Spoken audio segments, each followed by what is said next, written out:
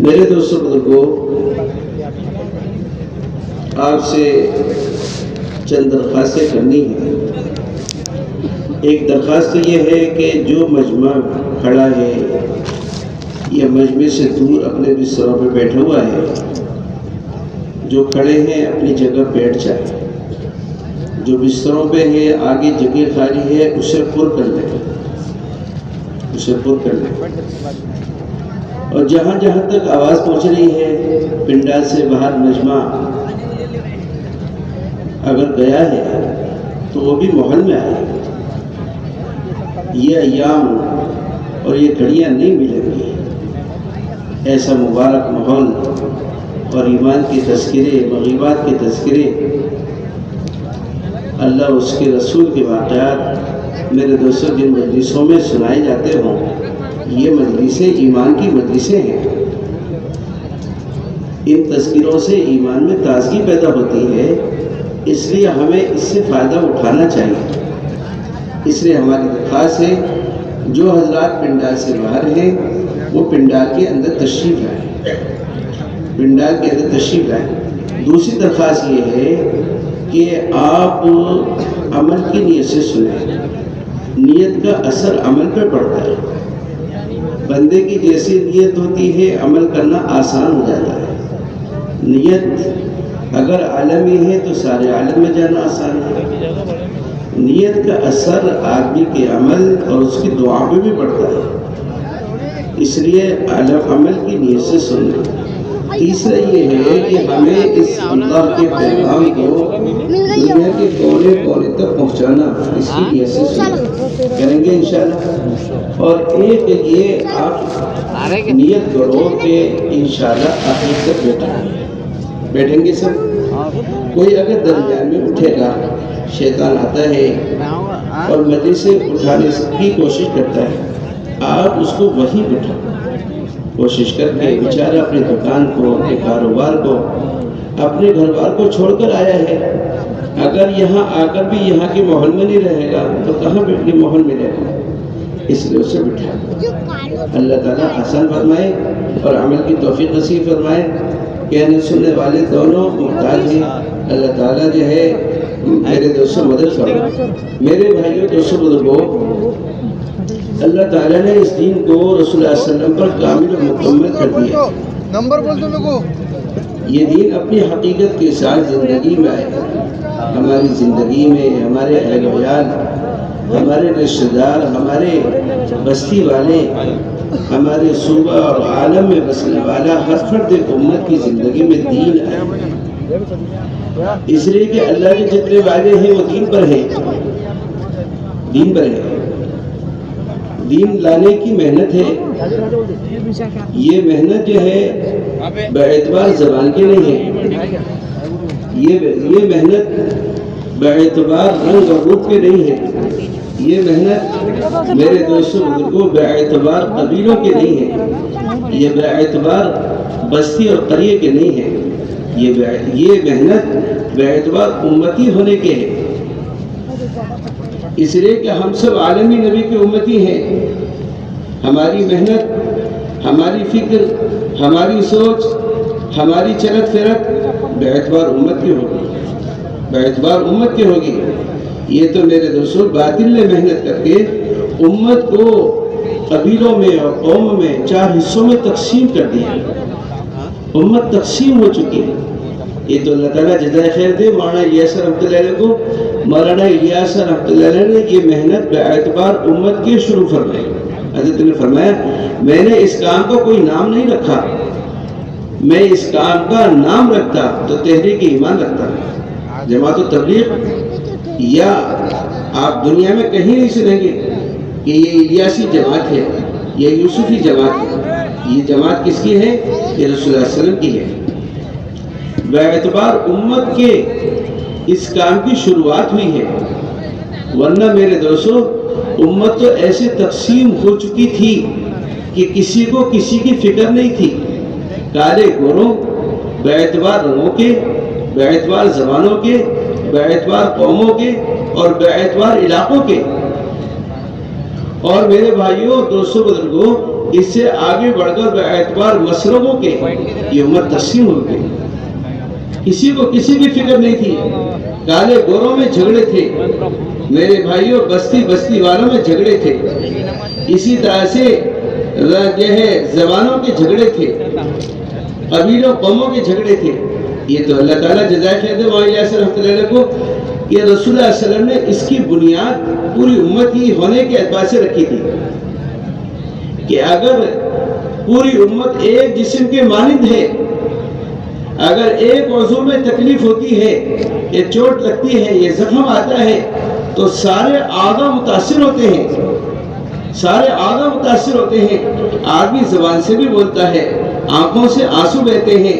میرے دوستو، اس کا درد پورے جسم کے ہر عضو میں ہوتا ہے اور اس کی تکلیف ہر عضو محسوس کرتا ہے. یہ نہیں ہے کہ اگر چوٹ پیر میں لگی ہے تو آنکھوں سے آنسو بہ رہے ہیں. میرے دوستو، زبان بول رہی ہے، دل و دماغ حرکت میں ہے، اس کے ہاتھ پیر حرکت میں آتے ہیں، اس لیے کہ چوٹ کا اثر جسم کے ہر عضو کو ہے. یہ تو اللہ کے رسول نے امت ایسے بنائی تھی کہ اگر مشرق میں رہنے والا، اگر میرے دوستوں اسے تکلیف ہو تو مغرب میں رہنے والے کو اس کی تکلیف کا احساس ہو، اس کا احساس ہو کہ میرا بھائی تکلیف میں ہے، میرے بھائی تکلیف میں ہے اور میں اپنے گھر میں سکون میں بیٹھا ہوں، میں راحت و آرام میں ہوں، میں آسانیوں کے نقشے میں ہوں. اللہ کے رسول نے امت کو ایک بنایا تھا. یہ امت بڑی محنت سے بنی تھی. میرے بھائیوں دوستو، جب سے محنت اس سطح سے اور اس شکل سے ختم ہوئی، آہستہ آہستہ امت تقسیم ہو گئی. آپ کئی صدیوں کی تاریخ اٹھائیے، یہ محنتیں ہر صدی میں ہوئی ہیں. بے اعتبار رنگوں کے، بے اعتبار زبانوں کے، بے اعتبار قوموں کے اور بے اعتبار علاقوں کے محنتیں ہر صدی میں ہوئی ہیں. محنت کا انکار نہیں کیا جا سکتا. میرے دوستوں، محنت کا یہ نہیں کہا جا سکتا کہ کسی صدی میں محنت نہیں ہے، لیکن بے اعتبار امت کے محنت ہوئی ہے. تو اس صدی کا بڑا، یہ اس صدی کا یہ ہے میرے دوستوں، اس صدی کا ہے، یہ اس صدی میں ہوئی ہے. بے اعتبار امت کے، یہ امت کو ایک پلیٹ فارم پہ جمع کر دیا کہ آہستہ آہستہ زبان والے جڑتے گئے اور میرے دوستوں رنگ روپ والے جڑتے گئے اور آہستہ آہستہ سارے قبیلے اور سارے علاقے اور بستیاں ایک فکر پر جمع ہو گئی. یہ اللہ کا بڑا فضل ہے، اللہ کی بڑی مدد ہے کہ امت کو جمع کرنا. جس وقت میں گھر کو جمع کرنا مشکل ہے، گھر میں 2 بچے ہیں اور ان کی بیوی، میرے دوستوں ان کے بچے ہیں، ان کو جمع کرنا ایک دسترخوان پر اور ایک فکر پر جمع کرنا آسان نہیں ہو رہا، مشکل ہو گیا. بچے کی شادی ہوتی ہے، شادی سے پہلے ہی الگ ہونے کی بچہ بھی سوچتا ہے اور آنے والی بھی تدبیریں کرتی ہے. 2 بچوں کو جمع نہیں کر پا رہے، چھوٹے سے پریوار کو جمع نہیں کر پا رہے، ایک محلے کو جمع نہیں کر پا رہے، ایک قبیلے کو جمع نہیں کر پا رہے. میرے دوستوں، ایک رنگ والوں کو جمع نہیں کر پا رہے، ایک مسلک والوں کو جمع نہیں کر پا رہے. میرے بھائیوں دوستوں بزرگوں، ایک مسجد والوں کو جمع نہیں کر پا رہے. اللہ کا فضل ہے میرے بھائیوں، اس کام کی برکت سے پوری امت جمع ہو گئی. اس کام کی برکت سے اللہ تعالیٰ نے امت کو جمع کر دیا. ایسے جمع ہوئی کہ دنیا میں جتنے مسلک کے لوگ ہیں اور جتنے رنگ کے لوگ ہیں اور جتنے قبائل ہیں اور جتنی زبانیں ہیں، ہر زبان کے لوگ، ہر قبیلے کے لوگ، ہر رنگ کے لوگ، ہر مسلک کے لوگ، ہر علاقے و بستی کے لوگ اللہ کا فضل اس کام پہ جڑے ہوئے ہیں. جو گشت کی ترتیب، جو 5 اعمال کی ترتیب، یا گھر کے 5 اعمال کی ترتیب، یا خروج کی ترتیب، یا اندرون اور بیرون کے خروج کی ترتیب جو ہندوستان کے ایک مسجد میں ہے، وہی ایک صوبے میں اور پورے ملک میں اور عالم میں بسنے والے میرے دوستوں ہر فرد امت کے لیے اور ہر مسجد میں وہی ترتیب ہے. فطروں کا دور ہو، اختلاف کا دور ہو، ایسے وقت میں اس محنت کا میرے دوستوں کرنا یہ بڑی نعمت ہے، یہ بڑی نعمت ہے. امت تقسیم ہو گئی.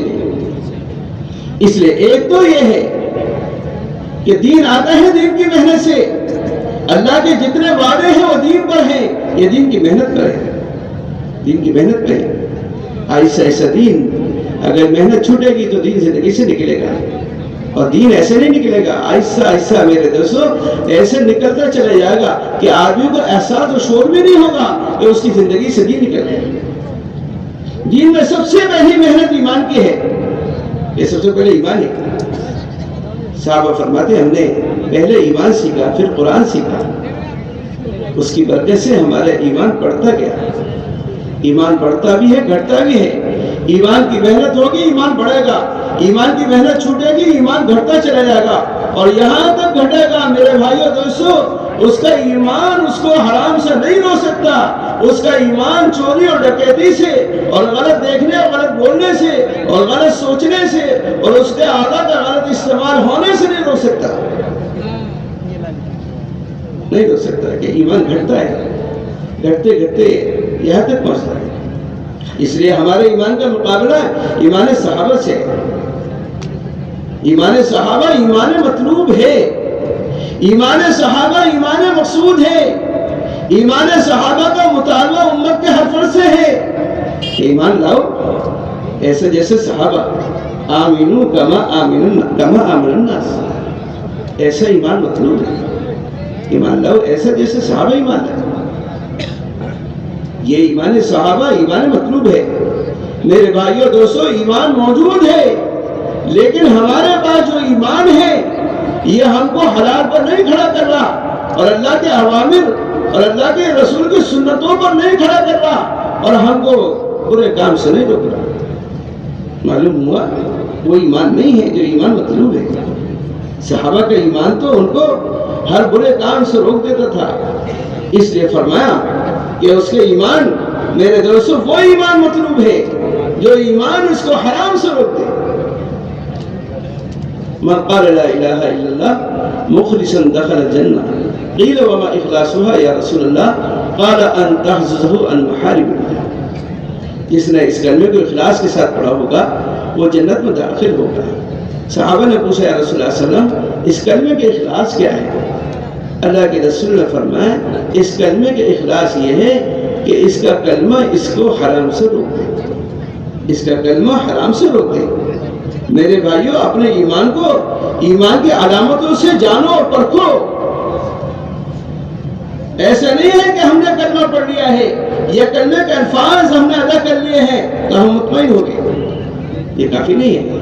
اپنے ایمان کو ایمان کی علامتوں سے پہچانو اور اس پر پرکھو کہ ایسے ایمان بنا کہ نہیں. میرا ایمان مجھ کو حرام سے روک رہا ہے کہ نہیں. جھوٹ سے, غیبت سے, چغلخوری سے, دھوکے سے, میرے دوستوں غلط دیکھنے سے, غلط بولنے سے, اور کسی کے ساتھ کسی پر ظلم کرنے سے, زیادتی کرنے سے میرا ایمان مجھ کو روکتا ہے کہ نہیں. آپ کوئی برا کام, اگر کوئی برا کام ہو جائے تو اپنے ایمان کو تلاش کرو, دیکھو کہ میرا ایمان اگر بنتا تو یہ غلط کام نہیں ہوتا.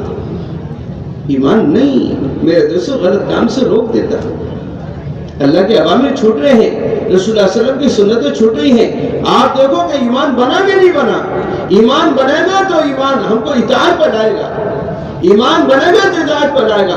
ایمان بنے گا تو اللہ کے عوامر پر کھڑا کرے گا. ایمان بنے گا تو اللہ کے رسول کے ایک سنت پر کھڑا کرے گا. اس لیے فرمایا ایمان بڑھتا ہوا ایمان مطلوب ہے. ایمان بڑھتا رہے, ایمان ایسا بڑھے کہ ایمان ہمارا ایمان اللہ کے ایک ایک امر پر کھڑا کرتے ہیں. دور صحابہ میں جو اللہ کا امر میرے دوستوں نازل ہوتا تھا, صحابہ اس کو عمل میں لے آتے تھے. شراب کا حکم اترا. پہلے شراب حلال تھی.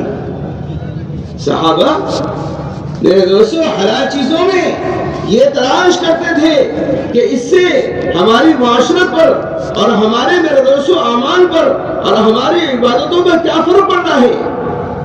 چنانچہ شراب حلال تھی. حضرت عمر رضی اللہ عنہ تشریف لائے اور کہا کہ یا رسول اللہ صلی اللہ علیہ وسلم آپ اللہ تعالیٰ سے دعا کر دیجئے کہ اللہ تعالیٰ شراب کو حرام کر دے. شراب کو حرام کر دے. اس لیے کہ اس سے ہماری عبادتیں خراب ہو رہی ہیں، عبادتوں پہ فرق آ رہا ہے۔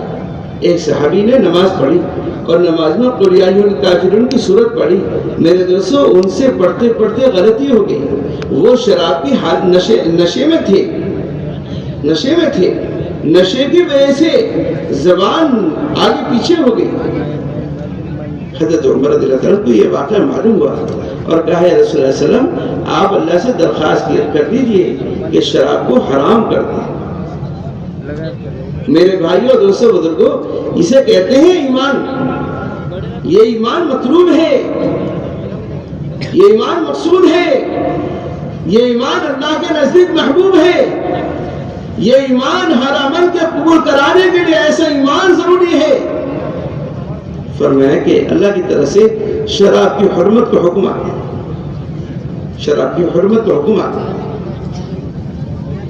جیسے حکم آیا، اللہ اکبر، صحابہ میں صحابہ کے زمانے میں قیمتی چیز شراب سمجھی جاتی تھی، ان کے خزانوں میں جمع رہتی تھی، اور میرے بھائیوں دوستوں ان کے گوداموں میں اور شراب اسے جو ہے میرے دوستوں گوداموں میں جمع رکھتے تھے۔ جو سب سے پرانی شراب، سب سے قیمتی شراب ہوتی تھی، جس کے بعد شراب زادے وہ مالدار سمجھا جاتا تھا، اللہ کا حکم آ گیا۔ جبکہ شراب صحابہ کے گوداموں میں بھری ہوئی تھی۔ بعض صحابہ میرے دوستوں بزرگوں، بعض صحابہ کے گلاس میں شراب لگی ہوئی تھی اور پینے کی تیاری میں تھے، اور بعض نے اس شراب کے گلاس کو منہ میں بھی ڈال دیا۔ اللہ کا حکم اس حال میں آ گیا، بعض کے منہ میں شراب، بعض کے گلاس میں شراب، بعض کے میرے دوستوں پینے کی تیاری میں، بعض کے گوداموں میں، دکانوں میں، بعض خرید فروخت میں، یہ سارا محض شراب کا بنا ہوا تھا۔ لیکن اللہ کا حکم آ گیا حرمت کا۔ اگر ہم میں سے کوئی ہوتا تو تعبیر کرتا۔ ہم میرے دوستوں تعبیر کرتے ہیں، حالانکہ تعبیر کرنا دوسروں کے لیے، اپنے لیے نہیں۔ اگر حکم آئے گا جس حال میں بھی حکم آئے گا اور اللہ کا امر ہوگا یا رسول اللہ صلی اللہ علیہ وسلم کی سنت ہوگی، ہمیں ایسے کہے میرے دوستوں اس کو مقدم کرنا۔ حکم عائشہ حرمت کرنا، اللہ اکبر۔ جن کے ہاں شراب کی میرے دوستوں شراب بھری ہوئی تھی، انہوں نے اس مٹکے پھوڑ دیے۔ جن کے ہاتھوں میں جن کے گلاس میں شراب تھی، انہوں نے گلاس کو پھینک دیا۔ جن کے میرے بھائیوں منہ میں شراب تھی، انہوں نے اسے قید کر کے نکال دیا۔ کہ اللہ کا امر آ گیا کہ اب نہیں پینا۔ یہ تعویل نہیں کی کہ چلو جو پی رہے ہیں اسے تو کوئی بات نہیں ہے، ابھی تو اترا ہے، ابھی تو آہستہ آہستہ چلے گا، بعد میں انشاءاللہ عمل کر لیں گے۔ یہ جو شراب ہے اسے فروخت کر کے اچھے کاموں میں اس کا پیسہ لگا سکتے ہیں، اللہ کے راستے میں کر سکتے ہیں، غریبوں کی مدد کر سکتے ہیں، رفاع کاموں میں لگا سکتے ہیں، ہم معذورین کی مدد کر سکتے ہیں۔ یہ نہیں سوچا کہ نہیں، حرام ہے تو حرام ہے، حرام ہے تو حرام ہے۔ تو مدینے میں شراب سے گلیاں بھری ہوئی تھی۔ ایسے صحابہ نے مشکلوں کو پھاڑ دیا اور شراب کے مٹکوں کو پھوڑ دیا اور گلاس کو پھینک دیا۔ کسی صحابہ کے یہ نہیں تھا اللہ کے امر کے بعد میں صحابہ شراب پیے، یا صحابہ جو ہے اس کی خرید فروخت کریں، یا صحابہ اس کی تعبیر کریں، یہ نہیں تھا۔ یہ ایمان مطلوب ہے، اس لیے ایمان کا مقابلہ ایمان صحابہ سے ہے۔ اپنے ایمان کو ایمان صحابہ میں پیش کرنا چاہیے کہ جو صحابہ کا ایمان تھا وہ ہمارا ایمان بنا کہ نہیں بنا، بنا کہ نہیں بنا۔ دور صحابہ میں مہاجرین و انصار میرے دوستوں ایمان کے بنانے کی محنت میں لگے رہتے تھے۔ ایمان کی محنت موت تک ہے، جیسے ایمان کا رکھنا موت تک فرض ہے۔ اگر ایمان ایک لمحے کے لیے بھی نکل گیا اور آدمی کی اسی حال میں موت آ گئی تو آدمی کی موت کفر کا ہے۔ میرے بھائیوں، حج کا کرنا بڑا حکم ہے۔ یہ دو عبادتوں کے مجموعہ کا نام ہے، جانی اور مالی عبادت کے مجموعہ کا نام ہے، اور اللہ نے بڑے اچھے انداز سے حج کا حکم ارشاد فرمایا ہے۔ سب سے پہلے وَلِلَّهِ حِجُّ الْبَيْتِ مَنِ اسْتَطَاعَ إِلَيْهِ سَبِيلًا. اللہ نے اپنا نام ایسے بہترین انداز میں کیسی بہترین جگہوں پہ اللہ بلاتا ہے. لیکن آپ دیکھو میرے بھائیوں، زندگی میں ایک مرتبہ فرض ہے، ایک مرتبہ فرض ہے. آپ زکات کو دیکھو، سال میں جس پر مال ہے، مالی کے نصاب ہے، سال میں ایک مرتبہ اپنے مال کی زکات نکالنا اس پر فرض ہے.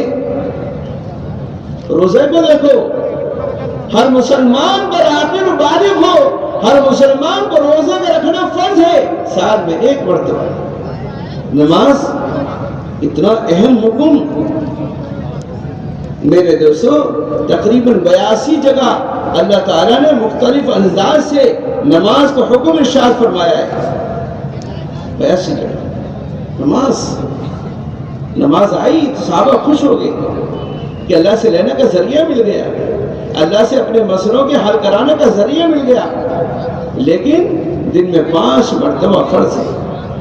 ایمان ایک ایسا میرے دوستوں جو ہے دین کا اہم جز ہے، جس کا 24 گھنٹے رات میں، دن میں، صبح میں، شام میں، سونے میں، جاگنے میں، میرے بھائیوں مرنے سے پہلے اس کا پر ایمان کا رکھنا فرض ہے. اگر ایمان 1 گھنٹے کے لیے نکل جائے، 1 منٹ سیکنڈ کے لیے نکل جائے، اگر اسی سیکنڈ میں موت آ جائے جس سیکنڈ میں ایمان نکلا تھا، تو اس کے میرے دوستوں موت کفر پر ہو گئی. 24 گھنٹے سونے سے پہلے بھی، سونے کے بعد بھی، صبح و شام میں، رات و دن میں، خوشحالی میں، تنگی میں، ہر حال میں ایمان کا رکھنا ہر مسلمان پر فرض ہے. اس لیے صحابہ سب سے زیادہ محنت ایمان کی کرتے تھے.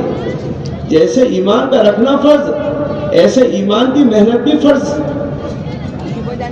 ایمان کی محنت بھی فرض. ایمان کی محنت ہوگی، ایمان بنے گا. ایمان کی محنت چھوٹے گی، ایمان گھٹے گا. اور گھٹتے گھٹتے آدمی کا ایمان اتنا کمزور و ضعیف ہو جائے گا، اس کا ایمان اس کو اللہ کے امر پر کھڑا نہیں کر سکتا. اذان ہوتی رہے گی، نماز پڑھنے کو نہیں جا سکتا. مسجد کے دروازے میں بیٹھا ہوا ہے، اللہ کا منادی اذان دے رہا ہے، ندا دے رہا ہے، آؤ کامیابی کی طرف، آؤ نماز کی طرف. تمہاری کامیابی اللہ کے اس امر کے پورا کرنے میں ہے. تمہاری کامیابی اللہ کے امر کے پورا کرنے میں ہے.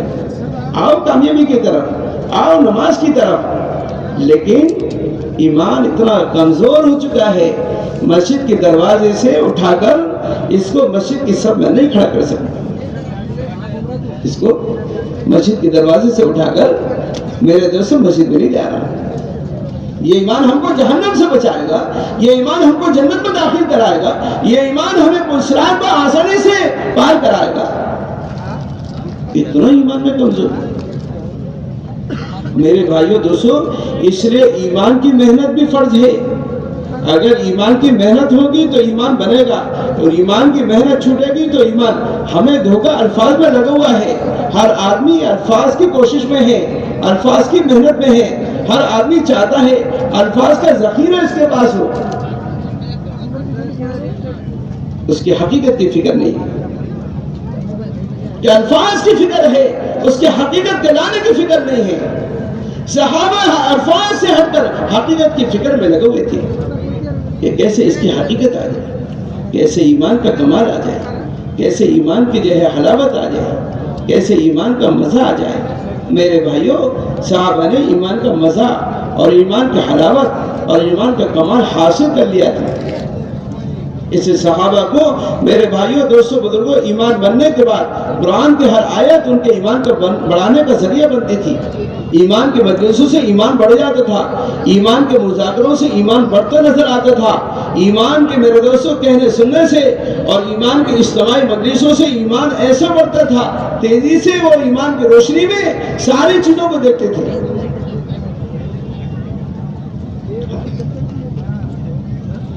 ساری چیزوں کو دیکھ لیا کرتے تھے. ایمان ایسا بڑھتا تھا، بڑھتے بڑھتے اللہ کے ایمان اس کو اللہ کے قریب کر دیتا.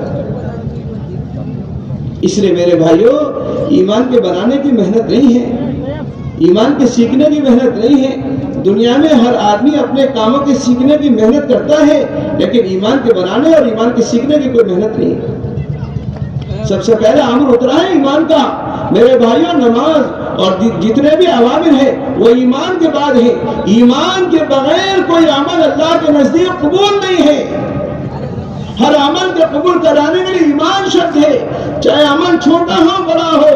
میرے دوستوں جو ہے ظاہر سے متعلق ہو، باہر سے باطن سے متعلق ہو، میرے بھائیوں ہر عمل سے پہلے ایمان ہے۔ ہر عمل سے پہلے ایمان ہے۔ نماز ہو کیسی ایمان والی، یقین والی، علم ہو یقین والا، ذکر ہو یقین والا، میرے دوستو اکرام مسلم ہو یقین والا، اخلاص ہو یقین والا، اللہ کے راستے کی محنت ہو یقین والی۔ اگر جس صفت سے اور جس عمل سے اور جس امر سے میرے بھائیوں ایمان نکل جائے گا اور یقین نکل جائے گا، وہ عمل بے جان ہو جائے گا، اور اس عمل پر جو فائدہ اللہ نے بیان کیا ہے اور جو اس عمل پر میرے بھائیوں دوستوں اللہ کے وعدے ہیں، وہ وعدے آنکھوں کے سامنے نہیں آئے گا۔ وعدے آنکھوں کے سامنے نہیں آئے گا۔ ایسا ایمان بنے کہ اللہ کے وعدے مشاہدے میں آ جائیں، جیسے صحابہ کے مشاہدے میں آئے۔ صحابہ کے مشاہدے میں آئے، صحابہ مشاہدہ کرتے تھے کہ ایسا نہیں ہو سکتا، مشاہدے میں آ جائے۔ ایسی محنت، ایسی فکر کرنا۔ آدمی سب چیزوں کی محنت کرتا ہے، ایمان کے بنانے کی کوئی محنت نہیں ہے۔ ایمان کے بنانے کی کوئی ضرورت محسوس نہیں ہوتی کہ ایمان کے بنانے کی بھی کوئی محنت ہے اور ایمان کے بنانے کی بھی کوئی ضرورت ہے۔ کوئی ضرورت ہے؟ ایمان کی محنت ہوگی تو ایمان بنے گا۔ اس لیے جو صحابہ کا معمول ہے، اجلس بنا نؤمن ساعتن تعال بنا قم بنا، یہ اجل صحابہ کا معمول تھا کہ مسجد میں لے کر آتے تھے۔ یہ میرے بھائیوں ایمان کی اجتماعی مجلسوں کی جو ہے احوال ہے کہ صحابہ ایمان کے مجلس لگاتے تھے ایمان بنانے کے لیے۔ اس کی ضرورت ہے عبداللہ میرے دوستوں، حضرت ابو ہریرہ کو بھی ہے، حضرت عمر کو بھی ہے، حضرت معاذ بن جبل کو بھی ہے۔ یہ سب کو ضرورت تھی، اس لیے مسجد میں سب کو لے کر آتے تھے کہ ایمان کے بنانے کی محنت، دعوت اور ایمان کے میرے دوستوں سیکھنے کی جگہ مسجدیں ہیں۔ ایمان کے سیکھنے کی جگہ مسجد ہے۔ ایمان بنتا ہے ایمان کی مجلسوں سے، ایمان بنتا ہے ایمان کی محنت سے، ایمان بنتا ہے ایمان کی دعوت سے۔ جو آدمی اپنے ایمان کا داعی نہیں ہے، آہستہ آہستہ میرے دوستوں اس کا ایمان نیچے کی سطح پہ جاتا ہے۔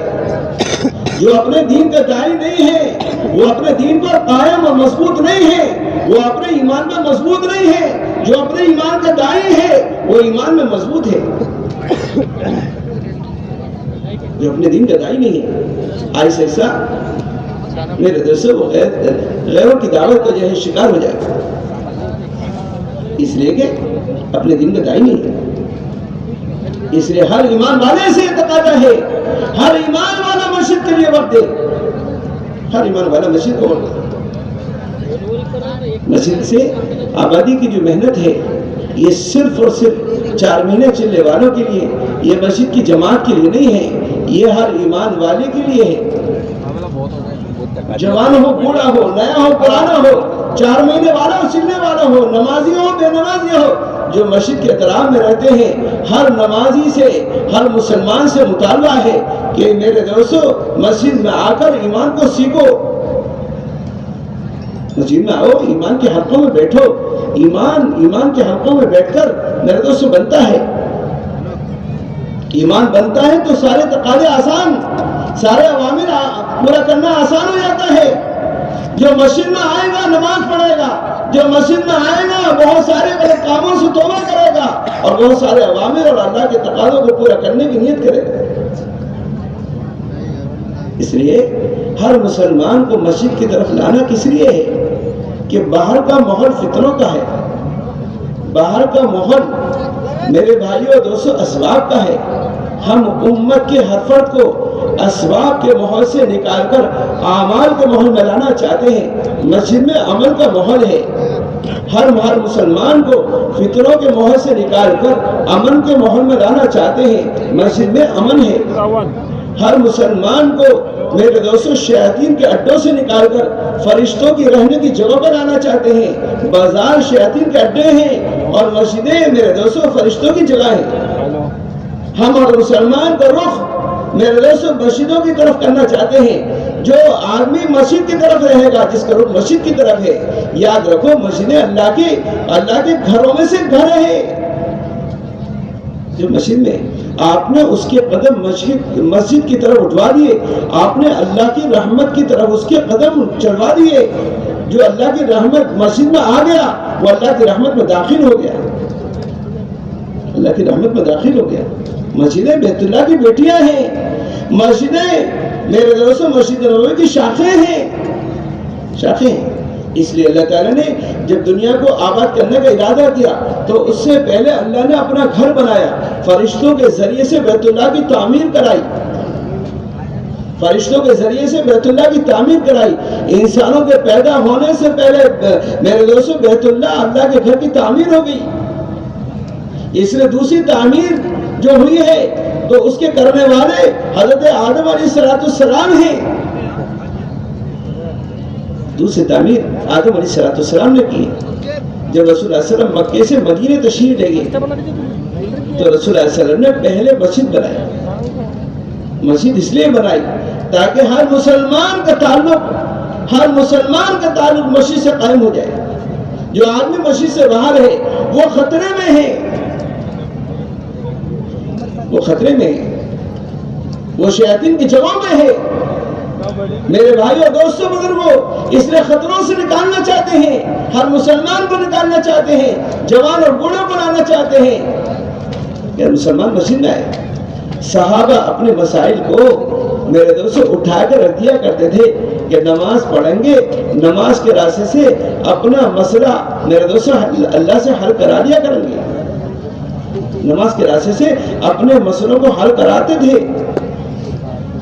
اب تو اس کے یقین ہی نکل گیا، اس کے یقین نکل گیا۔ مسجدوں میں رہنا، جو لوگ کثرت سے مسجدوں میں آتے ہیں ان کے ایماندار ہونے کی گواہی دے دو، یہ ایسے ویسے نہیں ہیں۔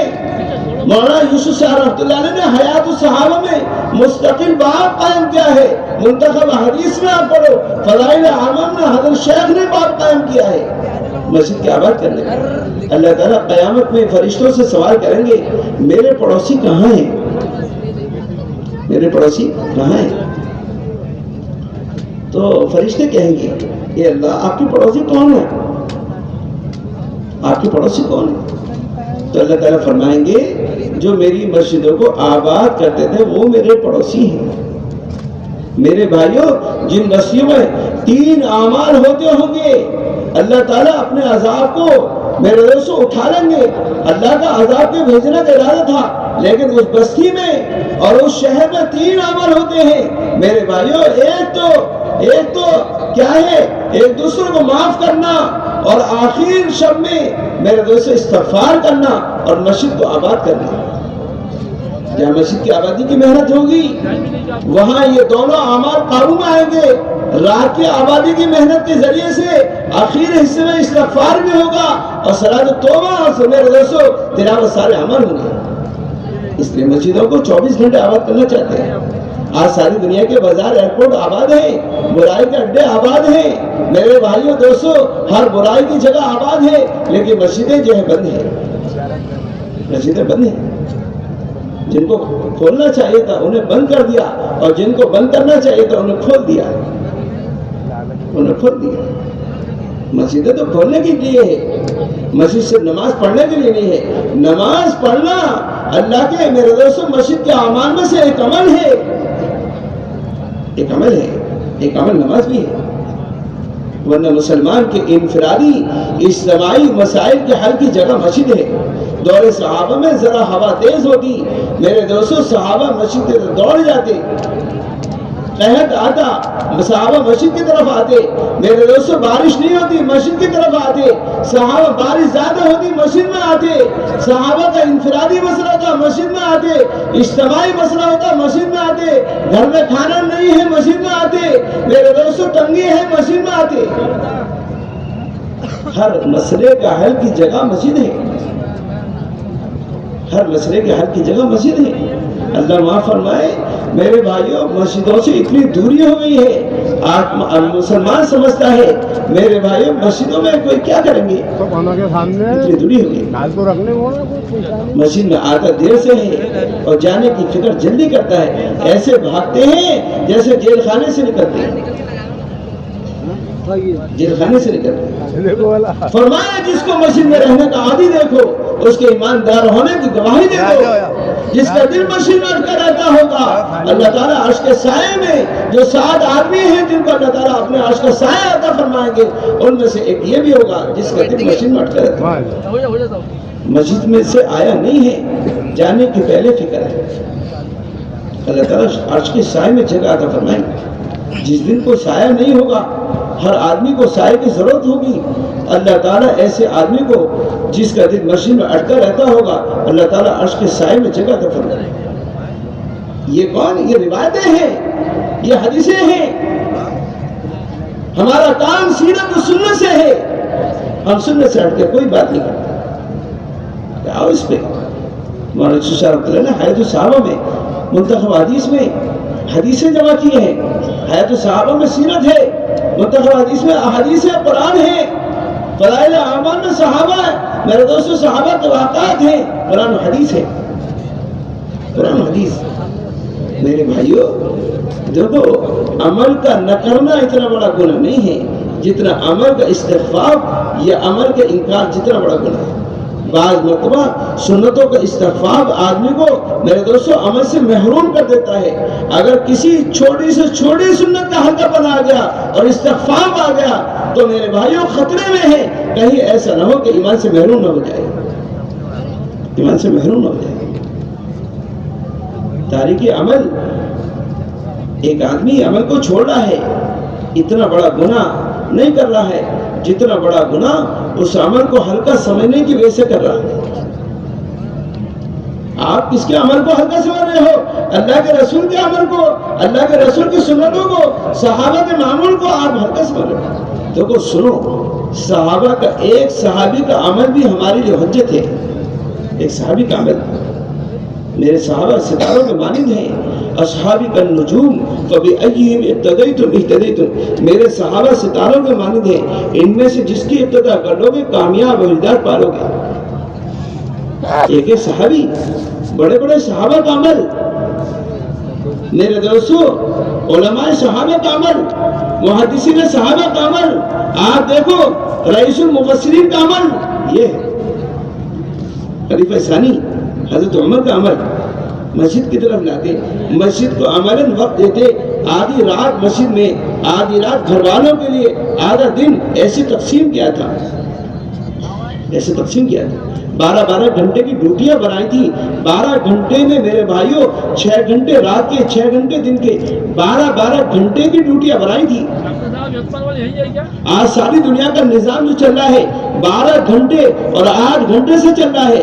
آپ دیکھو دنیا میں جہاں جاؤ، جتنے ایئرپورٹ ہیں، جتنے اسٹیشن ہیں، جتنے میرے دوستوں بس اڈے ہیں اور جتنے محکمے ہیں، 12 گھنٹے یا 8 گھنٹے میں میرے بھائیوں ایک جماعت 12 گھنٹے کے لیے آتی ہے اور مختلف کام کرتی ہے۔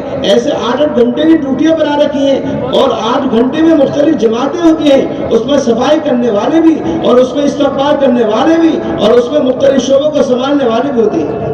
آج ساری دنیا کا نظام 12 گھنٹے سے 8 گھنٹے سے چل رہا ہے، لیکن اللہ معاف فرمائے ہماری مسجد کا نظام بس آدھے پون گھنٹے سے چل رہا ہے۔ اللہ معاف فرمائے، مسلمان کا دل مسجد میں نہیں ہے۔ مسلمان کا دل تو میرے دوستو مسجد کے بغیر، مسجد کے باہر تو ایسا ہونا چاہیے جیسے مچھلی پانی کے بغیر، مچھلی پانی کے بغیر جیسے تڑپتی ہے، مسلمان مسجد کے بغیر ایسا تڑپنا چاہیے۔ مسجد میں جانے کی فکر جلدی ہونی چاہیے۔ مسجد ایمان کے بنانے کی جگہ ہے، فرشتوں کے رہنے کی جگہ ہے، فرشتوں کے رہنے کی جگہ ہے۔ یہ تو حوادث زمانے نے علم کو مسجد سے دور کر دیا، ورنہ میرے بھائیوں دور صحابہ میں علمی مسجد میں تھا۔ آپ کو میں بتاؤں آج بھی جن ملکوں میں میرے دوستوں مسجد میں علم کے حلقے لگتے ہیں، آپ جا کے دیکھو کتنے ایسے مسجد والے ایسے ملیں گے جو بخاری کے حافظ، ترمذی کے حافظ، اور میرے بھائیوں دوستوں بزرگوں مسلم شریف کے حافظ۔ بخاری ہمارے پاس حفاظ قرآن تو ملیں گے، لیکن بخاری کے حفاظ بخاری یا حفاظ مسلم اور ترمذی نہیں ملیں گے آسانی سے۔ لیکن جہاں جہاں آپ دیکھو گے، آپ موریتانیہ جاؤ، آپ افریقہ کے دوسرے ملکوں میں جاؤ، ایسے لوگ ملیں گے جو بخاری کے بھی اور ترمذی کے بھی حافظ ہیں، بخاری اور مسلم دونوں کتابوں کے حافظ ہیں، ایسے ملیں گے، علم کے حلقے لگے۔ ایسا ایسا میرے بھائیوں دوستوں بزرگوں، اللہ تعالیٰ معاف فرمائے، حوادث زمانے نے علم کو مسجد سے دور ختم کر دیا۔ اب مسلمان یہ نہیں سمجھتا، ہم یہ نہیں کہنا چاہتے جو مدرسوں کا نظام ہمارے اکابر نے شروع کیا ہے وہ بہت اعلیٰ ترتیب ہے، لیکن اس میں جانے والے وہ جائیں گے جو طالبین ہوں گے، ان کے لیے اصول و ضابطے بنائے گئے ہیں، ایسا نہیں جا سکتے، ان کے جانے کے اصول ہیں، ان کے داخلے کے اصول ہیں۔ لیکن مسلمان کا کتنا بڑا مجمع ہے، 99% ایسے لوگ ہیں جو مدرسوں میں نہیں جا سکتے، مدرسوں میں علم حاصل نہیں کر سکتے، وہ کہاں جائیں گے؟ ہر مسلمان کو اس لیے کہتے ہیں کہ مسجد میں آ کر میرے دوستوں اپنی ضرورت کا دین اور اپنی ضرورت کے علم سیکھو، ہر مسلمان کو فرض ہے۔ اس لیے میرے بھائیوں دوستوں بزرگوں، مسجدیں جو ہے بیت اللہ کی بیٹیاں ہیں، مسجد کا تعلق کس سے ہے؟ اللہ سے ہے، مسجدوں کا نسبت اللہ کے ساتھ ہے۔ جو مسجد میں آتا ہے اللہ تعالیٰ فرماتے ہیں میں اس پر کیا کروں گا میرے دوستوں بزرگوں، اس کے اوپر رحمت کروں گا، اس کو راحت دوں گا اور رحمت کروں گا، اور میرے بھائیوں دوستوں بزرگوں اس صراط کا راستہ آسان کر دوں گا اور بغیر حساب کے جنت میں داخل کر دوں گا، اور آخر میں میرے دوستوں اپنی رضا کا پروانہ عطا کروں گا۔ یہ مسجد کو آباد کرنے والے کے یہ میرے دوستوں یہ آپ فضائل ہیں، یہ کہاں سے قرآن و حدیث سے کہاں سے ان آیتوں کو اور حدیثوں کو نکالیں گے؟ ایمان والے وہ ہیں میرے دوستوں، مسجدوں کو آباد کرنے والے وہ ہیں جو اللہ پر اور آخرت پر ایمان رکھتے ہیں، وہی مسجدوں کو آباد کرتے ہیں، وہی مسجدوں کو آباد کرتے ہیں۔ آج جتنے فتنے ہیں مسجد سے باہر کے، ہر مسلمان کو مسجد سے جوڑ دو، جو آدمی مسجد سے جڑا رہے گا آپ یقین جانیے وہ ارتداد سے اور فتنوں سے بچا رہے گا۔ کیا کیا محنتیں ہیں، کیا کیا کوششیں ہیں، ذہن خراب کرنے کی زیادہ محنت ہے، ذہن کو صحیح کرنے کی اور ذہن بنانے کی اور تعمیر کی محنت کم ہے، تخریب کی محنت زیادہ ہے۔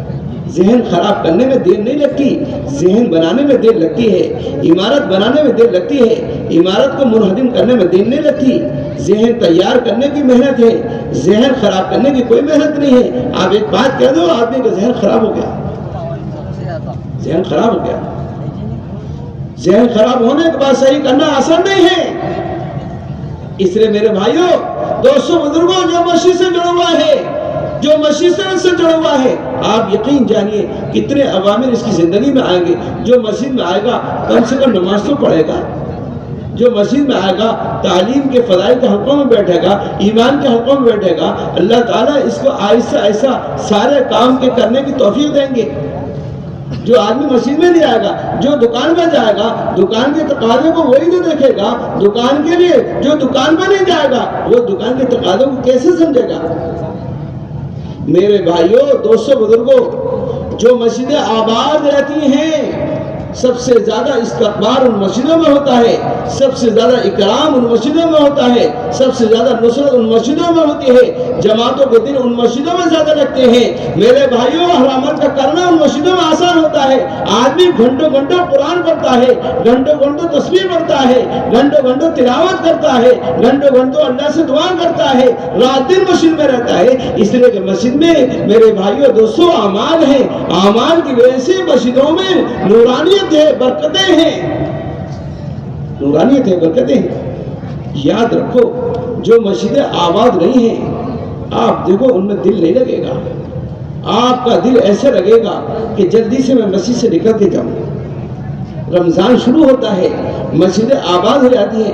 یقین جانو نوجوان سے نوجوان نئے سے نئے آدمی 2-4 گھنٹے مسجد میں رہتا ہے, چاہے باتیں ادھر ادھر کی کرتا ہے. مسجد میں میرے دوستوں وصول کرنے والے نہیں ہیں تو ادھر ادھر کی باتیں کر کے اور لیٹ ڈاٹ کے چلے جاتے ہیں.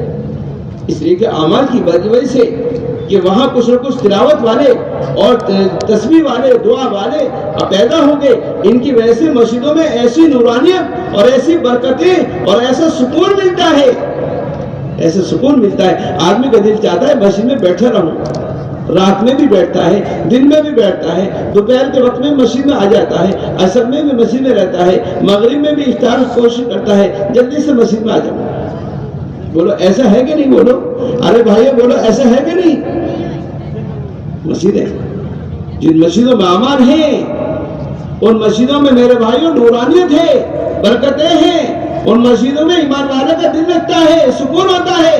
حضرت عمر رضی اللہ تعالیٰ میرے دوستوں کسی جماعت کو بھیج دے, کسی وفد کو بھیج دے, کسی گورنر کو روانہ کرتے تو میرے دوستوں واپسی میں سب سے پہلے مسجد کا حال لیتے, سب سے پہلے مسجد کا حال لیتے کہ مسجد کا کیا حال ہے, مسجد کا کیا حال ہے. مسجد کا حال صحیح ہوتا تو فرماتے تھے اگر تمہاری مسجدوں کا رخ صحیح ہے تو تمہارے بازاروں کا شہروں کا رخ صحیح ہوگا. اس لیے کہ کام تقاضے مسجد سے پیدا ہوں گے اور بازار والوں کو دیے جائیں گے.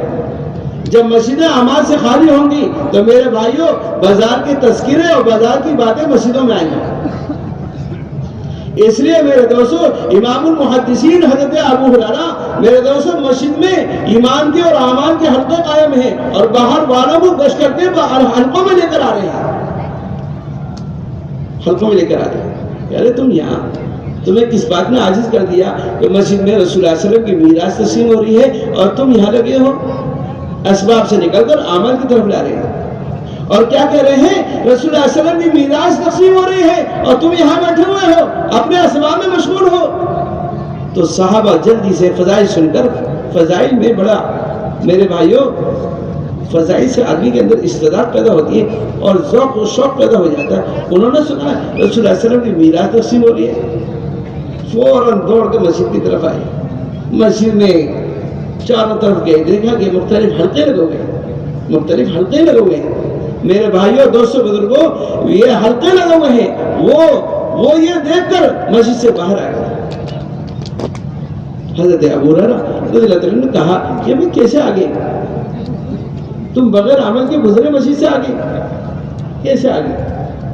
کہا کہ ہم تو مسجد گئے تھے اور مسجد میں تو ہم نے کوئی جگہ نہیں دیکھی جہاں رسول اللہ صلی اللہ علیہ وسلم کی میراث تقسیم ہو رہی ہو. کہا کہ رسول اللہ صلی اللہ علیہ وسلم کی میراث کیا ہے؟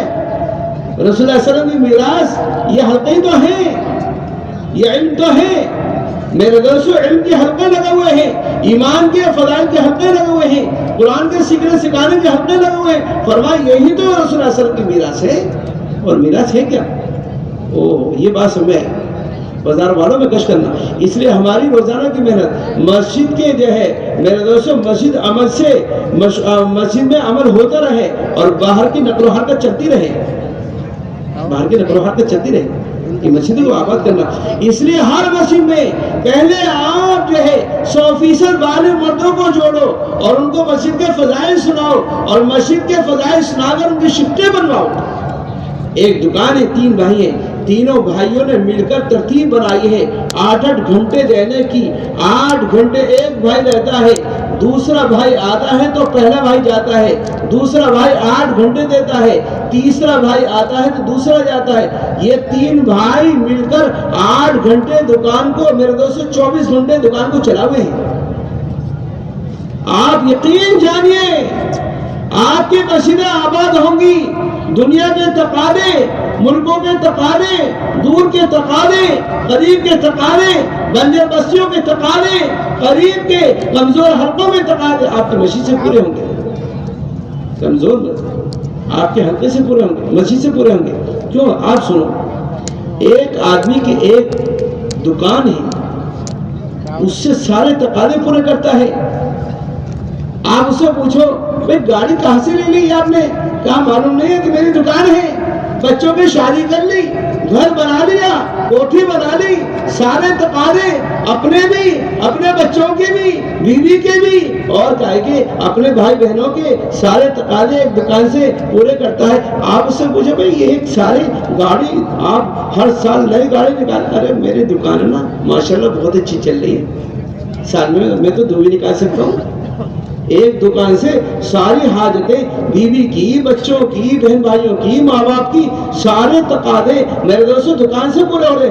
اگر آپ یقین جانیے آپ کی مسجدیں اگر آباد ہوں گی، دنیا کے تقاضے آپ کی مسجد سے پورے ہوں گے۔ آپ یہ مسجد کے مشوروں میں یہ سوچے کرو کون سا ملک ایسا ہے جہاں جماعت کا تقاضا ہے، جہاں جماعت نہیں جا رہی ہے۔ آپ مسجد کے مشورے میں سوچا کرو، جب آپ سوچو گے تو آپ کی مسجد بھی اس سطح پر آ جائے گی، مسجد نبوی کی رحمت پر آئے گی۔ اگر آپ کی مسجد والوں کی فکر صرف اپنے محلے کی یا اپنے حلقے کی یا اپنے شہر کی یا اپنے ضلع کی ہے تو آپ کی مسجد والے عالمی فکر پر نہیں ہے اور مسجد نبوی کے رخ پہ نہیں ہے، مسجد نبوی کے رخ پہ نہیں ہے۔ اگر آپ کی مسجد میں سوچے جا رہے ہیں، جماعت تو اللہ نکالیں گے میرے بھائیوں دوستوں، سوچنے میں پیسے نہیں لگتے، سوچنے میں میرے بھائیوں کچھ نہیں ہوتا، لیکن آپ سوچو تو صحیح، اپنی مسجد میں کے مشورے میں تقاضا تو ڈالو کہ بھئی فلاں ملک کی جماعت کا تقاضا ہے اور اس کا خرچہ جو ہے 5 لاکھ ہے یا 8 لاکھ 10 لاکھ ہے، بھئی یہ تقاضا تو ہماری مسجد والے بھی پورا کر سکتے ہیں۔ آپ سوچو تو صرف مسجد میں تقاضا تو ڈالو، تقاضا ڈالنے سے میرے بھائیوں دوستوں بزرگوں آپ کی مسجد کی سطح آگے بڑھے گی۔ اور اگر آپ کی سوچ یہ نہیں ہے، آپ کی سوچ صرف اپنی مسجد اپنے حلقے کی ہے یا کمزور حلقے کی ہے یا شہر اور ضلع کی ہے تو آپ کی مسجد کا رخ مسجد نبوی کی طرف نہیں ہے۔ رسول اللہ علیہ وسلم اپنی مسجد میں بیرونی اندرونی سارے تقاضوں کو سوچتے تھے۔ مولانا الیاس رحمۃ اللہ علیہ کو آپ دیکھو تو صحیح، بنگلے والی مسجد یہ نواب صاحب کا بنگلہ تھا، نواب صاحب کا بنگلہ، اور اس زمانے میں نوابوں کے جو بنگلے ہوتے تھے وہ اپنی ایک نجی مسجد بناتے تھے بنگلے کے قریب، اس لیے اس کا نام بنگلے والی مسجد، جو نواب صاحب کے بنگلے کے قریب تھی۔ نواب صاحب اس میں نماز پڑھتے تھے، نواب صاحب اس میں نماز پڑھتے تھے، اس لیے اس مسجد کا نام کیا؟ بنگلے والی مسجد، چھوٹی سی مسجد، جنگل میں مسجد۔ نواب جو رہتے تھے وہ باہر کے علاقوں میں رہتے تھے جہاں کوئی ان کو شور و شغب سے دوری، مخلوق سے دوری ہوتی تھی۔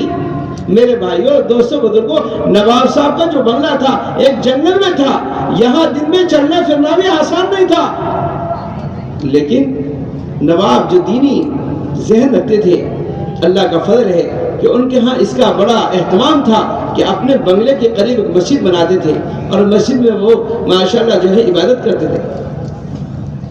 ایسے ہی یہ نواب صاحب دیندار تھے تو انہوں نے مسجد بنائی تھی، اس مسجد کا نام ہی بنگلے والی مسجد۔ بات ذہن میں آئی؟ مولانا الیاس رحمۃ اللہ علیہ نے مولانا اسماعیل صاحب رحمۃ اللہ علیہ کے بعد اس مسجد میں جو ہے آپ نے محنت شروع فرمائی۔ چھوٹی سی مسجد ہے، کوئی شہر، وسائل نہیں ہے میرے دوستوں، سہولتیں نہیں ہیں، اسباب نہیں ہیں، عملہ نہیں ہے، کوئی آفس اور جو ہے کوئی کچھ نہیں ہے۔ عجیب کام دیکھو تو صحیح، مولانا منظور صاحب نعمانی رحمۃ اللہ علیہ نے لکھا کہ اللہ تعالیٰ نے مولانا الیاس رحمۃ اللہ علیہ سے عجیب کام لیا۔ کام تو حضرت کے ذہن میں پورا عالم، ہر ملک، ہر صوبہ، ہر ضلع، ہر بستی، ہر گھر، ہر فرد ذہن میں تھا، لیکن حضرت کے پاس نہ عملہ ہے نہ حضرت کے پاس آفس ہے۔ میرے دوستو مولانا منظور صاحب نعمانی رحمۃ اللہ نے لکھا کوئی آدمی کام شروع کرنا چاہتا ہے تو پہلے اس کے لیے کیا کرتا ہے؟ تدبیرہ کرتا ہے اور نقشے تیار کرتا ہے، پلاننگ کرتا ہے، اس کے لیے فنڈ قائم کرتا ہے۔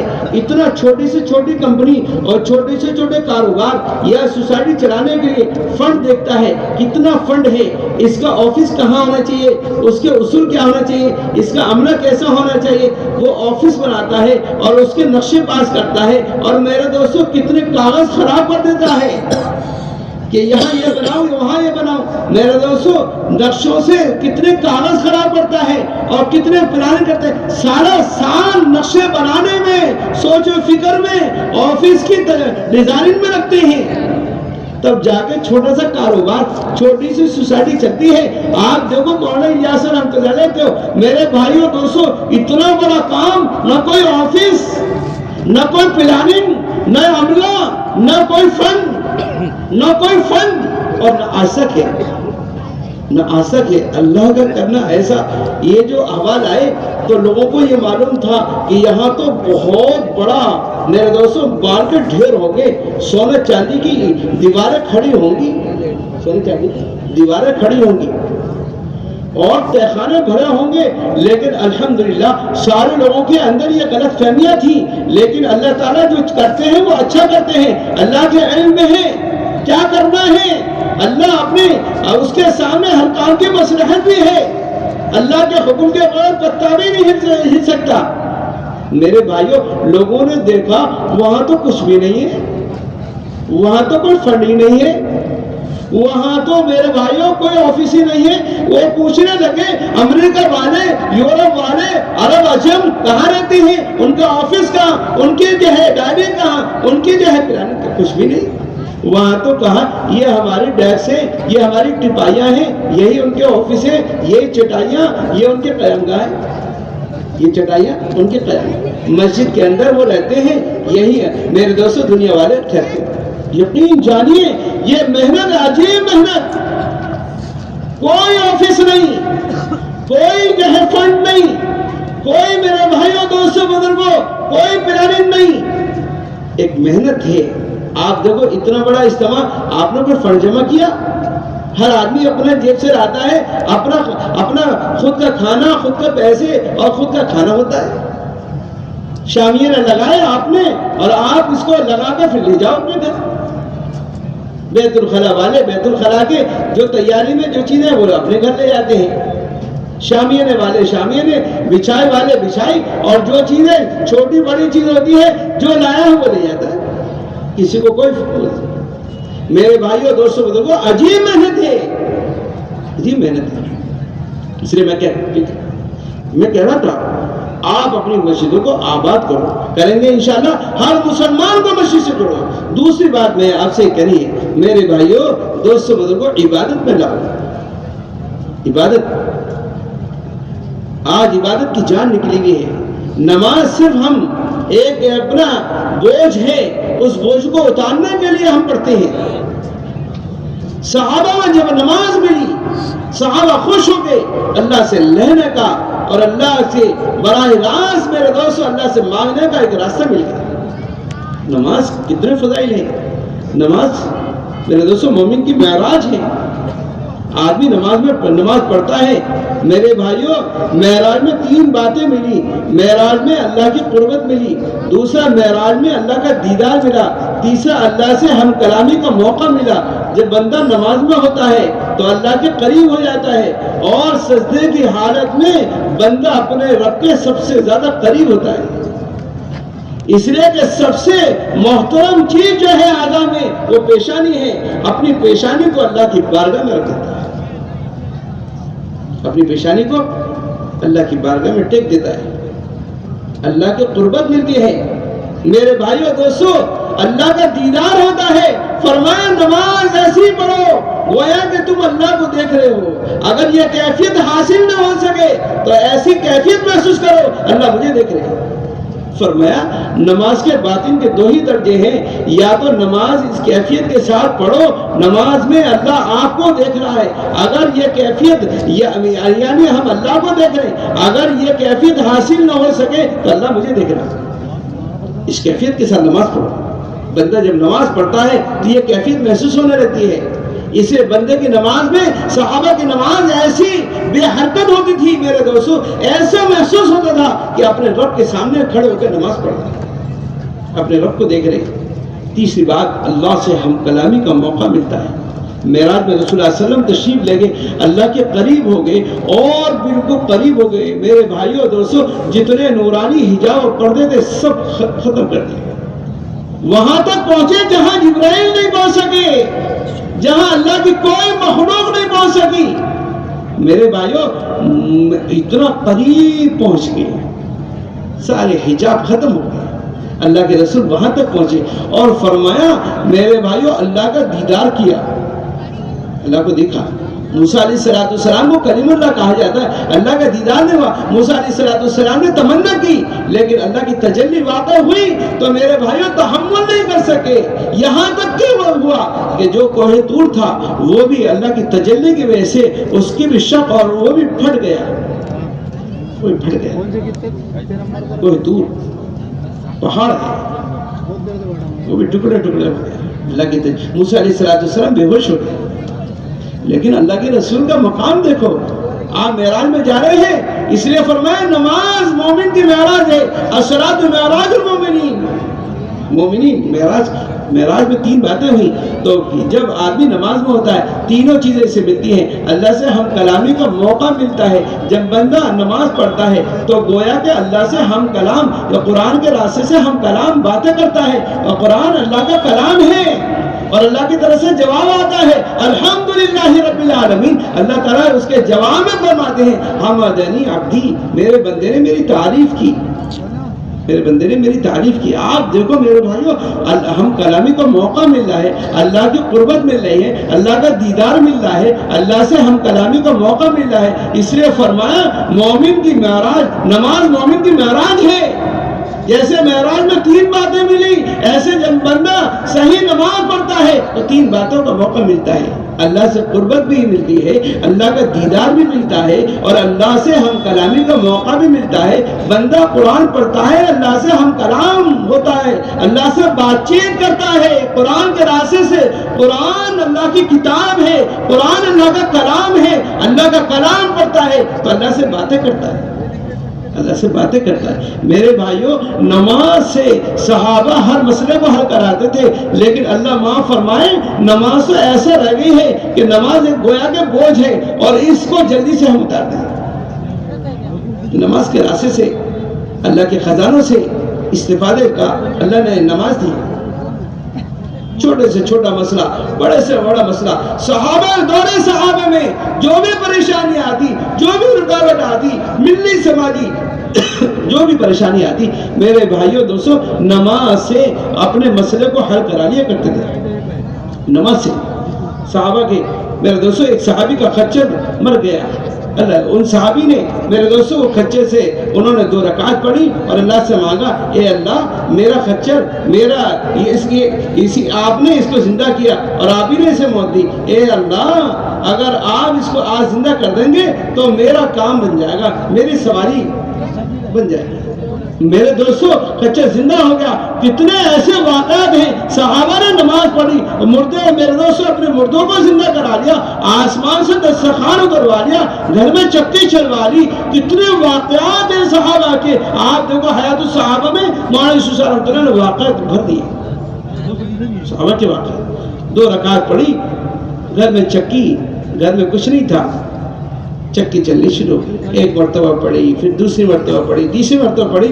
جب تیسری مرتبہ گئے گھر میں، تیسری مرتبہ گئے تو دیکھا گھر میں چکی ہے وہ چل رہی ہے اور اس کے دونوں پارٹوں کے بیچ میں سے آٹا نکل رہا ہے۔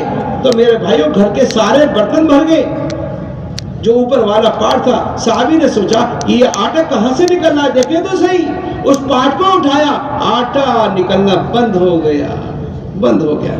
وہ کہاں سے آ رہا تھا؟ اللہ کے خزانوں سے آ رہا تھا، اللہ کے خزانوں سے اس لیے آ رہا تھا، نماز سے اپنا مسئلہ حل کرایا تھا۔ مسجد میں گئے تھے، 2 رکعت پڑھی، پھر نہیں ہوا، پھر 2 رکعت پڑھی، پھر تیسری مرتبہ گئے تو اللہ کے خزانوں سے آٹا نکلنا شروع ہو گیا۔ میرے بھائیوں جیسے پاٹ اٹھایا آٹا نکلنا بند ہو گیا۔ یہ صحابی اللہ کے رسول کے پاس گئے اور یہ سارا واقعہ سنایا۔ اللہ کے رسول نے فرمایا اگر تم اس پاٹ کو نہ ہٹا دے تو قیامت تک تو اس چکی سے آٹا نکلتا رہتا، آٹا نکلتا رہتا۔ 2 رکعت کی طاقت کو نہیں جانتے، ساری دنیا سے بڑی طاقت 2 رکعتوں میں ہے۔ میرے بھائیوں اگر زمین پر زلزلہ آ جائے تو دنیا میں کوئی ایسی مشینری نہیں ہے، دنیا میں کوئی ایسے سائنس والوں نے کوئی ایسی چیز ایجاد نہیں کی ہے جو اللہ کے زلزلوں کو روک دے۔ اللہ کی قسم 2 رکعت میں وہ طاقت ہے بڑے سے بڑے زلزلے کو روک دے اور اس کا رخ بھی بدل دے۔ 2 رکعت کی طاقت کا اندازہ نہیں ہے. آدمی کو ایٹم بم کی طاقت کا اندازہ ہے, اپنے اسباب کا اندازہ ہے, 2 رکعت کی طاقت کا اور 2 رکعت کی قیمت کا اندازہ نہیں ہے. صحابہ نے کیا مسئلے حل کرائے 2 رکعت کے ذریعے سے.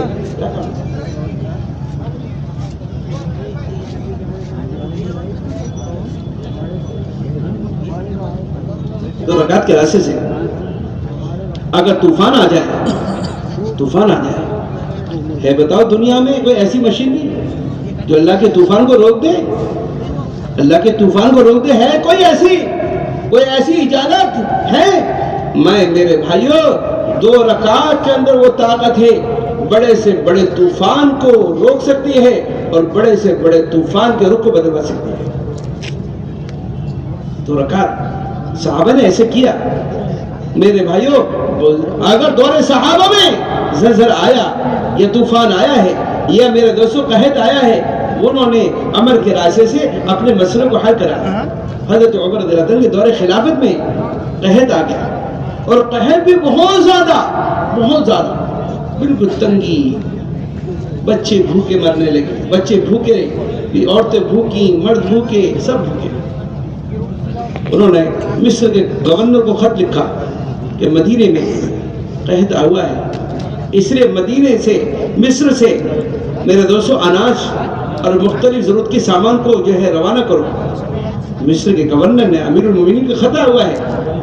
امیر المومنین کے خط پڑھتے ہی مصر سے اتنا سارا غلہ اور اتنی ساری چیزیں روانہ کری کہ ایک چھوڑ میرے دوستوں مدینے میں تھا اور ایک چھوڑ مصر کے قاہرہ میں تھا. اتنا لمبا ایسی سواریوں اور اوپر لاد کر مال بھیجا. میرے بھائیوں ایک صحابی نے رسول اللہ صلی اللہ علیہ وسلم کو خواب میں دیکھا کہ میں تو عمر کو بڑا سمجھدار سمجھتا تھا, عمر کو کیا ہو گیا, یہ اسباب سے اپنے مسئلے کو حل کرانا چاہتے ہیں. جتنا مال مصر سے آیا ہے اگر اللہ نے قحط کو ختم نہ کیا تو مال ختم ہو جائے گا, قحط ختم نہیں ہو سکتا. قحط اللہ نے بھیجا ہے. میرے دوستوں مال سے قحط ختم نہیں ہوتا, اسباب سے قحط ختم نہیں ہوتا. کہا کہ عمر کو کیا ہو گیا, عمر تو بڑا سمجھدار تھا, آج عمر نے کیا کیا. میرے دوستوں حضرت عمر رونے لگے اور اپنے مشرین کو اور مشورے والوں کو بلایا اور ان سے مشورہ کیا کہ بھئی کیا کرنا چاہیے. صحابہ نے رائے دی, امیر المومنین ہماری رائے یہ ہے کہ ہم میدان میں نکلیں اور سب استغفار اور نماز پڑھیں اور نماز کے راستے سے اللہ کی مدد چاہیں. یہ ہمارے گناہوں کی وجہ سے قحط آیا ہے, استغفار اور نماز کے راستے سے میرے دوستوں اللہ معاف کر دیں گے اور قحط ختم ہو جائے گا. میرے بھائیوں حضرت عمر رضی اللہ عنہ نے سب کو حکم دیا, سب نے میرے دوستوں میدان میں اتر کر یہ اعمال کیے. آپ یقین جانیے قحط ختم ہو گیا, قحط ختم ہو گیا. کوئی مسئلہ آتا, قحط آتا, یا میرے دوستوں دور صحابہ میں بارش نہیں ہو رہی ہے, صحابی آئے یا رسول اللہ صلی اللہ علیہ وسلم بارش کی نہ ہونے کی وجہ سے پریشان ہے. رسول اللہ صلی اللہ علیہ وسلم نے دعا کی, بارش شروع ہو گئی اور پورے ہفتے بارش رہی. بارش کی وجہ سے سڑکیں بھر گئی, مکانوں میں پانی اتر گیا, صحابہ پریشان ہو گئے, بارش نہیں رک رہی ہے. پھر دوسرا جمعہ آیا, پھر اللہ کے رسول کے پاس آئے, یا رسول اللہ صلی اللہ علیہ وسلم بارش بہت ہو رہی ہے, بارش بہت ہو رہی ہے. تو آپ نے مسجد میں دعا کی, بارش رکے. مسئلہ آیا بارش کے میرے دوستوں کروانے کا تو بھی مسجد میں آئے, روکنے کا تو بھی مسجد میں آئے, دعا کری, نماز پڑھی, مسئلے حل ہو گئے. بڑے سے بڑے مسئلے نماز کے راستے سے صحابہ حل کرا لیا کرتے تھے. ایک صحابیہ کا بچے کا انتقال ہو گیا, اللہ کے رسول کو صحابہ نے خبر دی, یا رسول اللہ صلی اللہ علیہ وسلم فلاں کا انتقال ہو گیا. آپ نے فرمایا کہ اس کو غسل دے کے کفن دے دو, غسل دے کے کفن دے دو. کفن دے دیا. اللہ کے رسول کو صحابہ نے خبر کی. اللہ کے رسول نے پوچھا کہ اس کے گھر والوں میں کوئی ہے؟ فرمایا کہ اس کی والدہ ہے. آپ نے فرمایا اس کی والدہ کو بھی خبر دے دو. والدہ کو خبر دی, والدہ اس کی آئی. اللہ اکبر. میرے دوستوں والدہ اس کی آئی تو دیکھا کہ میرا بچہ کفن میں ہے. میرے دوستوں بزرگوں والدہ نے اللہ کے رسول سے کہا, یا رسول اللہ صلی اللہ علیہ وسلم تھوڑا مجھے موقع دے دیں, موقع دے دیں, موقع دے دیں. اللہ کے رسول سے موقع مانگا اور اس نے نماز پڑھی اور اللہ سے دعا کی. میرے بھائیوں ابھی ہاتھ نیچے نہیں آئے کہ اس کا بیٹا کفن سے بیٹھ گیا. یہ عورتوں کا بھی جذبہ تھا اور مردوں کا بھی جذبہ تھا اور نئے پرانوں کا بھی جذبہ تھا اور مہاجرین انصار کا بھی یہی معمول تھا اور میرے دوستوں خلفائے کا بھی یہ معمول تھا، سب کا یہی معمول تھا۔ اب یہ معمول چھوٹ گیا، اب عبادتیں صرف اتنی رہ گئی ہیں، فرض نماز ادا کر لینا، باقی نمازیں اگر میرے دوستوں صلاۃ الحاجہ اور جتنی نمازیں ہم کتابوں میں پڑھاتے ہیں وہ ساری نمازیں صرف کتابوں کی حد تک رہ گئی ہیں، کتابوں کی حد تک ہیں، یعنی نمازیں اور دین تو کتابوں میں اور کتاب کتب خانوں میں۔ آپ دیکھو ہم ایمان کو اور نماز کو کتابوں میں جو ہے اس سے ملا کے تو دیکھیں، کیا ایسا ایمان بنا، ایسی نماز بنی، ایسی نماز بنی؟ میرے دوستوں بزرگوں، نماز کے اندر وہ طاقت ہے۔ آپ فضائل میرے دوستوں مولانا یوسف صاحب حضرت شیخ نے اور مولانا یوسف صاحب نے آپ دیکھو فضائل نماز میں کتنی حدیثیں جمع کی ہیں، کتنے قرآن کی آیتیں، نمازیں اور واقعات مولانا حضرت شیخ نے جمع کی ہیں۔ کس میں؟ فضائل عمل میں کتنے واقعات صحابہ کے جمع کی۔ نماز پہ کیا ہوا ہے؟ نماز میں وہ طاقت ہے، نماز میں میرے دوستوں نماز کی وہ قیمت ہے۔ نماز کی قیمت معلوم نہیں ہے، سنت کی قیمت معلوم نہیں ہے، سنت کی طاقت معلوم نہیں ہے، نماز کی طاقت معلوم نہیں ہے، اعمال سے اپنے مسائل کا حل ہونے کا یقین نہیں ہے۔ جب کوئی حال آتا ہے، حال جیسا ہوتا ہے اس اسباب والوں کے، اگر حال کمزوری کا ہے تو طاقت والوں کے پاس جاتے ہیں، حال اگر غربت کا ہے تو مال والوں کے پاس جاتے ہیں، حال اگر بیماری کا ہے تو ڈاکٹر ہاسپٹلوں کی طرف جاتے ہیں، حال میرے بھائیوں میرے دوستوں مقدمے کا ہے تو وکیلوں کی طرف جاتے ہیں، حال اگر میرے دوستوں گھر والوں کا ہے تو گھر والوں کی طرف جاتے ہیں۔ جہاں سے آدمی پر حال آیا ہے تو مخلوق کی طرف جا رہا ہے، مخلوق کے ہاتھ میں نہ بنانا ہے نہ بگاڑنا ہے، نہ بیماری ہے نہ شفا ہے، نہ طاقت ہے نہ کمزوری ہے، سب کچھ اللہ کے ہاتھ میں۔ جہاں سے حال آیا ہے وہاں نہیں جاتے۔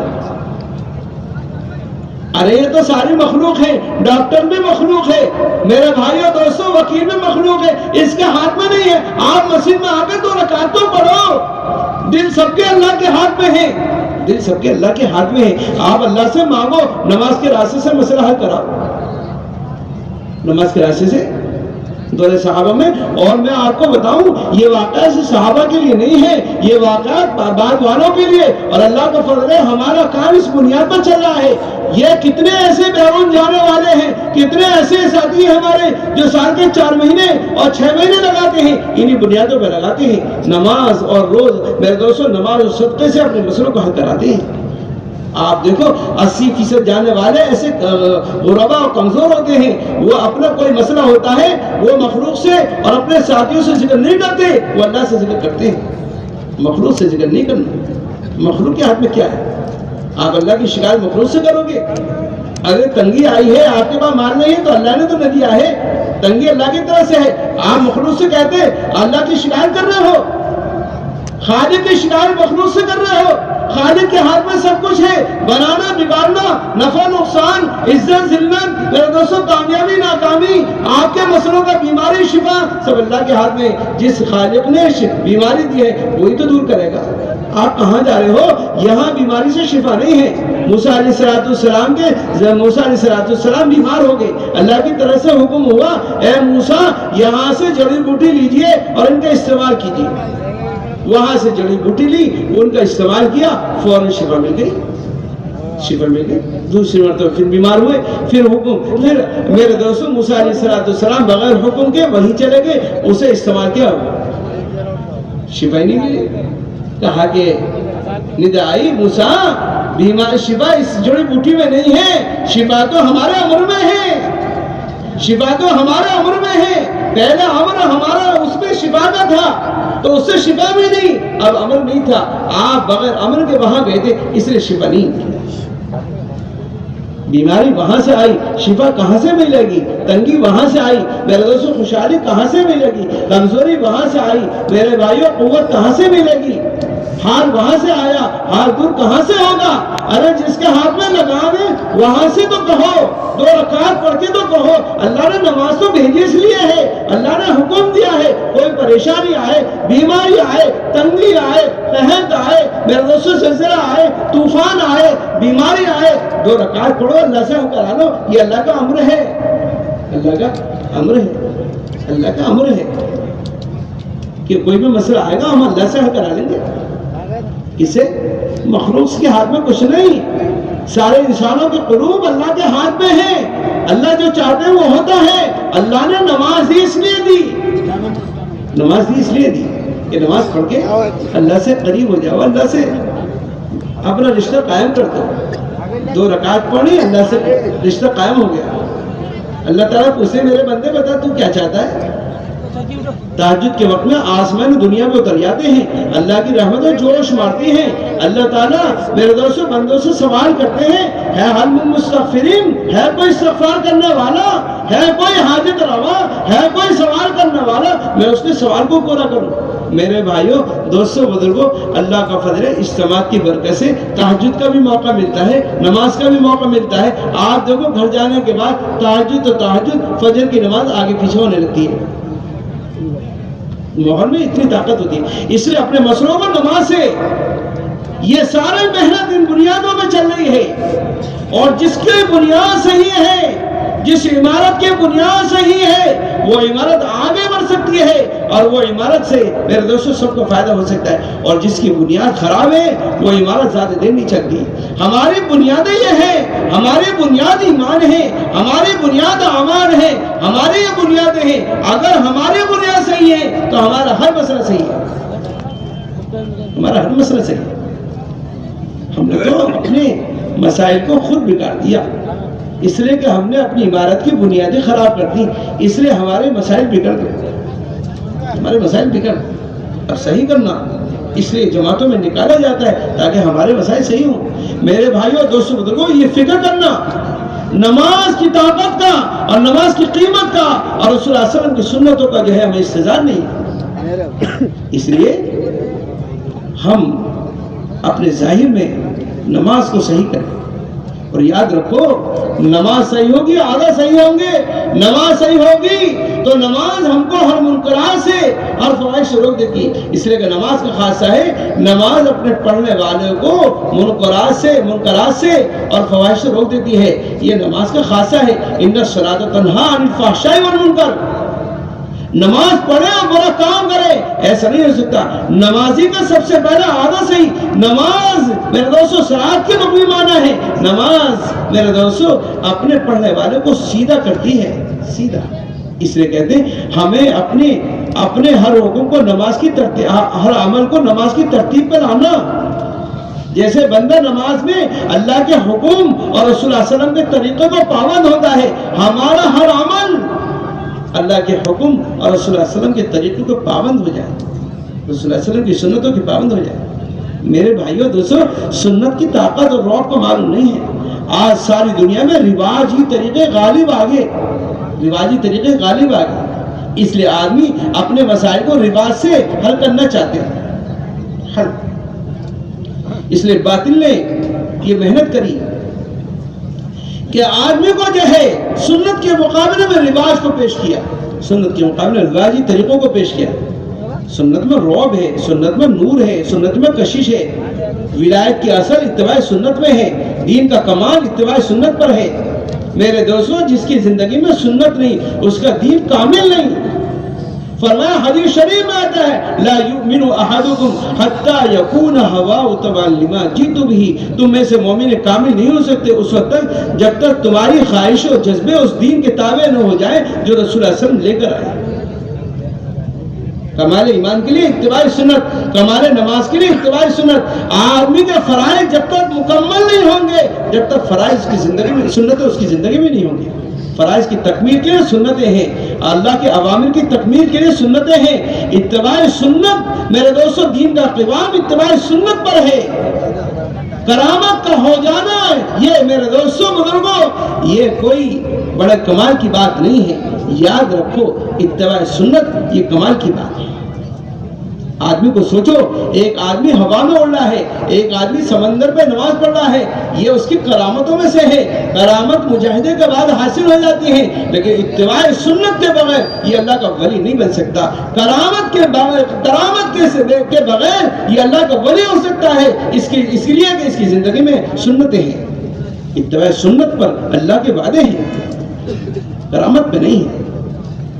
سنتیں نکل گئی، اس لیے میرے بھائیوں، دوستوں، بزرگوں، باطل نے سنت کے مقابلے میں رواج کو پیش کیا ہے تاکہ مسلمان اور رواج میں سہولتیں بتائی ہیں اور آسانیاں بتائی ہیں اور اس کے فائدے بیان کیے ہیں۔ آج مسلمان کے ذہن میں نہیں ہے ہمارے نبی کی سنت میں کیا فائدے ہیں اور کیا آسانیاں ہیں۔ تو یاد رکھو، آسانیوں سے دین نہیں آتا میرے دوستوں، مجاہدوں سے دین آتا ہے۔ ہمارے نبی نے تو ایسا طریقہ بتایا ہے کہ ہمیں استنجا کرنے کے طریقے میں سمجھائے ہیں۔ بیت الخلا میں جاؤ کیسے بیٹھو، جانے کا طریقہ، نکلنے کا طریقہ، جانے کی سنت اور نکلنے کی دعا، یہ سب بتائیے۔ آپ کو استنجا لگ رہا ہے، آپ بستی میں ہیں تو بستی میں استنجا کرنے کا کیا طریقہ، آپ جنگل میں کیا طریقہ، آپ کو ہوا کے رخ میں استنجا نہیں کرنا۔ ہمارے نبی نے کیسا طریقہ بتایا، ہوا کے رخ پہ اگر آپ پیشاب کر رہے ہیں تو ممکن ہے وہ پیشاب آپ کی طرف نہ آ جائے، جو کپڑے پاک ہیں وہ ناپاک نہ ہو جائیں۔ آپ کسی درخت کے سائے میں پیشاب نہیں کرنا، اس لیے کہ ہو سکتا ہے ایمان والے یا کوئی بھی مسافر یہاں سے گزرے اور اسے بیچارے کو سائے کے نیچے بیٹھنے کی ضرورت پیش آئے، اگر وہ سائے دار درخت کے نیچے اگر آپ نے اس کو ناپاک کر دیا تو لوگ کیسے بیٹھیں گے؟ راستوں میں استنجا نہیں کرنا میرے بھائیوں، استنجا کا رخ نہ قبلے کی طرف، اس لیے قبلہ محترم ہے، مسلمانوں کا رخ قبلے کی طرف ہے، صرف نماز میں نہیں ہے، ہر عمل میں۔ ہم میرے دوستوں قرآن کی تلاوت کرو قبلے کی طرف کر کے، اس کا مزہ کچھ اور ہوتا ہے، صرف نماز کے لیے نہیں ہے قبلہ، کہ ہمیں تو ہر رخ کو ادھر کرنا۔ اس لیے کیا ہے میرے بھائیوں دوستوں، سنتوں کی اہمیت نکل گئی، سنتوں میں کشش ہے۔ اس لیے ہمارے نبی نے استنجا کرنے کی سنتیں بتائی کہ آپ راستوں میں استنجا نہیں کرو گے، اس لیے کہ راستے میں تکلیف دہ چیز کا ہٹانا میرے دوستوں ایمان کی شاخوں میں سے ایک شاخ ہے، ایمان کی 72 شاخیں ہیں، ان میں سے ایک چیز یہ ہے کہ راستے سے تکلیف دہ چیز کو ہٹا دو، راستوں کو کشادہ کر دو۔ استنجا کریں گے آپ ایسی استنجا کو صاف کرنے کا، گرمی میں کیسے صاف کرو گے، گرمی میں ڈھیلے کا استعمال کیسے، سردی میں کیسے، پیشاب میں کیسے، بڑی جگہ میں کیسے، یہ سارے طریقے کس نے بتائے ہیں؟ یہ ہمارے نبی نے بتائے ہیں۔ ہر طریقے میں میرے دوستوں کتنے فائدے ہیں، کتنے فائدے ہیں، ہر طریقے کا فائدہ ہے، ہر طریقے کا الگ نور ہے۔ رسول اللہ صلی اللہ علیہ وسلم کی استنجا کرنے کی سنت میں جو نور ہے رواج میں وہ نہیں ہو سکتا۔ ایک سنت کا نور جو استنجا کرنے کی سنت ہے کہ آپ میرے بھائیوں دوستوں بزرگوں استنجے میں کیسے ایسے بیٹھو، نہ آپ کا میرے دوست پیٹھ، نہ آپ کا رخ نہ قبلے کی طرف ہو نہ مشرق و مغرب کی طرف ہو۔ اگر ہم پیچھے کرتے ہیں تو پیٹھ ہوتی ہے اور سامنے کرتے ہیں تو استنجا ادھر کو ہوتا ہے، ہم اس کا ایسا احترام کریں گے۔ اب ایسے مسلمان کو پتہ نہیں، بیچارہ غفلت میں ہے، دھوکے میں ہے، اپنی ضرورت کا علم بھی نہیں ہے، اس لیے آپ دیکھو اتنا رواج سے متاثر ہے کہ سنت ہمارے ذہنوں سے نکل گئی، سنت کے مقابلے رواجی طریقوں کو پیش کیا۔ اس لیے گاڑیوں میں میرے بھائیوں دیکھو یاد رکھو، سنت ایک انسان کا عمل ہے، انسان کا عمل ہے، انسان سنت پر آئے گا، دعا پڑھے گا تو انسان کی زبان حرکت میں آئے گی، زبان کی حرکت کے اثرات اس کے میرے دوستوں دل میں اور دماغ میں اتریں گے۔ اللہ معاف فرمائے۔ اب سنت کے مقابلے میں گاڑی میں چابی لگاؤ تو گاڑی کا ریموٹ لگاتے ہی کیا بولتا ہے؟ سبحان الذی سخر لنا ھذا وما كنا له مقرنین۔ دعا ریموٹ کی ہے یا انسان کی ہے؟ دعا انسان کو کرنی چاہیے، ریموٹ کو۔ اللہ معاف فرمائے، کچھ دن کے بعد تو ایسا لگتا ہے نماز کے بھی کوئی ایسا جو ہے ایسا رواجی طریقہ آ جائے گا کہ وہ جب وہ تکبیر تحریمہ کا مطلب ہے تو وہ کہے گا اللہ اکبر، پھر قرات شروع کر دی، پھر رکوع میں چلے گئے، اللہ اکبر، نماز ہوگی اس کی؟ کبھی کھانا ایسے کھا کے دیکھنا کہ رواجی طریقوں سے پیٹ بھرائے گا، نکاح ہوگا؟ میرے بھائیوں، جہاں رواجی طریقوں سے، جہاں سنت سے دوری ہو سکتی ہے، وہاں تو پیٹ کبھی نہیں بھریں گے کہ چلو آج کھانا ہم کائے پہ منگائیں گے، کائے پہ؟ رواجی طریقے پہ نیٹ پہ منگا لیں گے چلو، اور آج دیکھتے دیکھتے پیٹ بھر لیں گے، بھر جائے گا۔ میرے بھائیوں دوستوں، یہ باتیں میں محنت کرے ہے، امت کے اندر سنت نکال دو۔ ہمارا دین کا کمال سنت میں ہے، جس دین میں سنت نہیں ہے اس میں کوئی کمال نہیں ہے، کوئی جاذبیت نہیں ہے۔ جاذبیت اور کشش ہی سنت میں ہے۔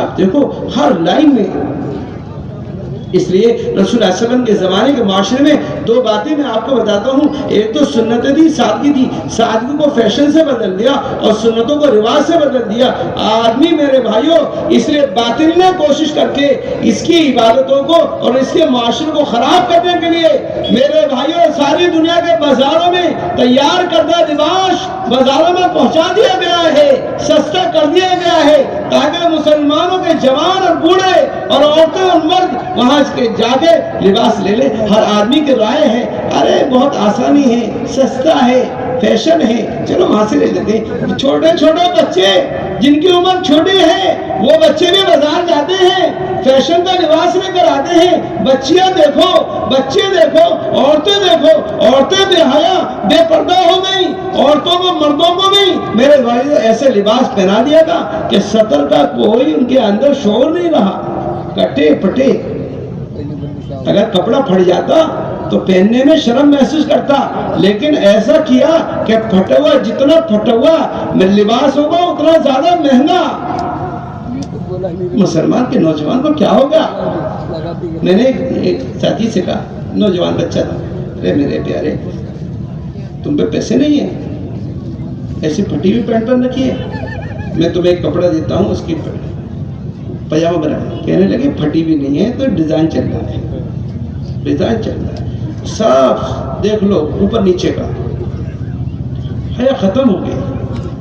میرے بھائیوں، یہ اس لیے کیا ہے تاکہ مسلمانوں کا معاشرہ خراب ہو جائے، عورتیں بے پردہ ہو جائیں، جوان میرے بھائیوں ایسے لگنے لگے کہ اندازہ نہیں کر سکتے یہ مسلمانوں کے بچے ہیں، غیروں کے بچے ہیں۔ اس لیے جس کو ضرورت پڑتی ہے وہ بازاروں میں جاتا ہے اور اپنے میرے دوستوں فیشن کے مطابق لباس خرید کر آتا ہے، زیادہ پیسے دے کر میرے دوست سے لے کر آتا ہے۔ یاد رکھو، رواج فیشنی طریقوں میں نہ سکون ہے، نہ راحت ہے، نہ کھانے میں راحت ہے، نہ بیٹھنے میں راحت ہے، نہ استنجے میں راحت ہے، نہ سونے میں راحت ہے، نہ رات میں راحت ہے، نہ دن میں راحت ہے۔ نماز پڑھتا ہے میرے بھائیوں دوستوں بزرگوں، پیچھے کا سارا حصہ نظر آتا رہتا ہے۔ آپ بتاؤ جس کا سطر کھل گیا اس کی نماز ہو گئی؟ سب دیکھتے رہتے ہیں، پینٹ ایسی اور اس کے اوپر کیا کہتے ہیں، ٹی شرٹ، آنے سب کو معلوم ہے نا، سب ایسی باتیں چلائی گئی کہ مسلمانوں کے دل و دماغ میں باتیں اتر گئی ہیں کہ اسی میں ہماری کامیابی ہے۔ اگر ہم ایسا نہیں بنیں گے تو لوگ ہمیں گری ہوئی نظر سے دیکھیں گے۔ ارے میرے بھائیوں، اپنے نبی کے طریقے میں آپ دیکھتے ہیں اس میں ہماری کامیابی ہے، اس میں ہماری عزت ہے۔ امیر المومنین سیدنا عمر رضی اللہ عنہ بیت المقدس کو فتح کرنے کے لیے جا رہے ہیں، اور لباس کیسا ہے؟ لباس پہ پیمند لگا ہوا ہے اور بجائے کپڑوں کے چمڑے کا پیمند لگا ہوا ہے۔ سواری اتنی کمزور ہے، دو آدمی سوار نہیں ہو سکتے ہیں، ایسی کمزور ہے۔ میرے دوستوں بزرگوں، غلام اور امیر المومنین حضرت عمر ہیں، مشورہ کیا کہ کیا کرنا چاہیے۔ غلام نے کہا کہ امیر المومنین آپ سوار ہوں، میں لگام پکڑوں گا، کہ نہیں ایسے نہیں ہو سکتا۔ ایسا عدل انصاف، امیر المومنین ہے وہ غلام اور وہ نوکر، لیکن آپ دیکھو سفر میں کہا کہ نہیں، ایسا باری باری سے باری طے کر لیتے ہیں، کچھ دیر میں بیٹھوں، آپ لگام لے کے آگے چلو، اور اس کے بعد میں اتروں، میں لگام میرے ہاتھ میں لگام ہوں اور آپ سوار ہوں۔ یہ امیر المومنین تہائی دنیا کا مالک، یہ امت کا ملہم۔ قرآن کریم کی بے شمار آیتیں 19-20 جگہ ایسی ہیں جہاں پہلے عمر رضی اللہ عنہ کی میرے دوستوں رائے بنی ہے، اس کے بعد آیت نازل ہوئی ہے۔ یہ آدمی دیکھو آپ کیسا حال ہے، اور کہاں جا رہے ہیں بیت المقدس کو فتح کرنے کے لیے. اوہو کپڑے کے پیمند. مسلمان میرے بھائیو دھوکے میں لگو، ہم دھوکے میں پڑے ہوئے ہیں. ہماری عزت اس میں نہیں ہے، ہماری عزت اس میں ہے. ہماری کامیابی 1400 سال پیچھے ہٹ کر جانے میں ہے. جیسے صحابہ بے تاج کے بادشاہ تھے، اور صحابہ کو جو عزت کی چوٹی پر اللہ نے بٹھایا تھا، اور ساری دنیا والے جو ان کو ایک مقام دیتے تھے. میرے بھائیو اگر اس طریقے میں آ جاؤ، فیشن کو کیا کر دیا میرے دوستو، فیشن پر لا دیا. سادگی اسے معلوم نہیں ہے اللہ نے جو جان دیا ہے، جو مال دیا ہے، جو صلاحیتیں دی ہیں دین پہ لگانے کے لیے دی ہیں، لیکن اسے کہاں لگائی ہے؟ اس لیے تیار کردہ لباس مارکیٹوں میں ہے، جگہ جگہ مارکیٹ ہے، گاؤں میں شہروں میں بنا دی گئی ہے، تاکہ عورتیں اپنی من پسند کے لباس پہنے جس میں ان کا جسم بھی نظر آئے، اور ان کا جو ہے میرے دوستو ان کا سارا ظاہر نظر آئے. بولو سب سے اچھے لباس کون سے سمجھے جاتا ہے؟ عورتیں سب سے اچھے لباس کس کو سمجھتی ہیں؟ اللہ کے دوستوں بزرگوں، آپ بازار سے لائیں گے، برکتیں بازار میں رہیں گی. آپ کے گھر میں آپ کی عورتیں رکھتی، آپ کی بیٹیاں رکھتی، مہمان کا کھانا کھلاتی، یہ اس لیے برکتوں میں لاتی. مہمان آیا ہے برکتوں کے ساتھ، اپنا روزی لے کر برکتوں کے ساتھ آیا ہے. اگر آپ کے گھر میں کھانا پکتا تو برکت آپ کے گھر میں آتی. میرے بھائیوں دوستوں بزرگوں، عورتوں نے بھی سوچا، بیٹیوں نے بھی سوچا، اور آپ نے بھی سوچا. جلدی سے موٹر سائیکل اٹھائی، چلو بازار سے لے آتے ہیں. ارے بھائی آپ کو معلوم نہیں بازار میں کیا بک رہا ہے؟ کیا بک رہا ہے؟ عبادت بے جان ہو گئی، دعا میں جان میں نہیں. آدمی کہتا ہے میں نے تو دعا کری، کہاں سے قبول ہوگی؟ تیار کردہ غذائیں بازاروں میں پہنچا دی گئی ہیں، اور سب متاثر ہو چکے ہیں. بعض شہروں میں تو میرے دوستوں گھروں میں کھانا ہی پکنا بند ہو گیا، کھانا پکنا ہی بند ہو گیا بڑے بڑے شہروں میں. اور یہ بیماریاں باہر سے آ کر ہمارے ہندوستان میں بھی آ گئی ہیں. میں آپ کو سب پہلا ہمارے باہر سے آئی اور ہمارے ہندوستان میں داخل ہو گئے ہیں. بعض گھرانے ایسے ہیں جہاں کھانا نہیں پکتا، ہوٹل پہ جاتے ہیں، ہوٹل سے پیغام دے دیتے ہیں، آ جاتے ہیں، چلو سب چیزیں باہر سے ہو رہی ہیں. انہیں پتہ نہیں بیچاروں کو کیا ہو رہا ہے کیا نہیں ہو رہا ہے. دیہاتوں شہروں میں یہ بیماری آ گئی. گھروں میں پکانے کا مزاج ختم ہو گیا، گھروں میں کھانے میرے دوستوں خدمت کا مزاج ختم ہو گیا. خدمت کا فضائل تو سناؤ. خدمت سے کیا ملتا ہے؟ خدمت سے کے راستے سے بندہ اللہ کے قریب ہو جاتا ہے. خدمت کرنے کے بہانے سے جو مہمان آیا ہے اس کے عمل کا اجر مل جاتا ہے، اس کے عمل کا اجر مل جاتا ہے. خدمت سے بندہ بندوں کی بھی قریب، اللہ کی بھی قریب. خدمت کے راستے سے کہاں پہنچتا ہے؟ خدمت کرنے کا. دور صحابہ میں مہمان آتا، اللہ کے رسول پوچھتے کہ بھئی مہمان آیا ہے، بتاؤ اس کا اکرام کون کرے گا؟ اللہ اکبر. صحابہ خوشی خوشی گھر لے جاتے، گھر میں اکرام کرتے. معلوم ہے گھر کا حال معلوم ہے، گھر میں کھانے کو نہیں ہے، گھر میں کھانے کو نہیں ہے.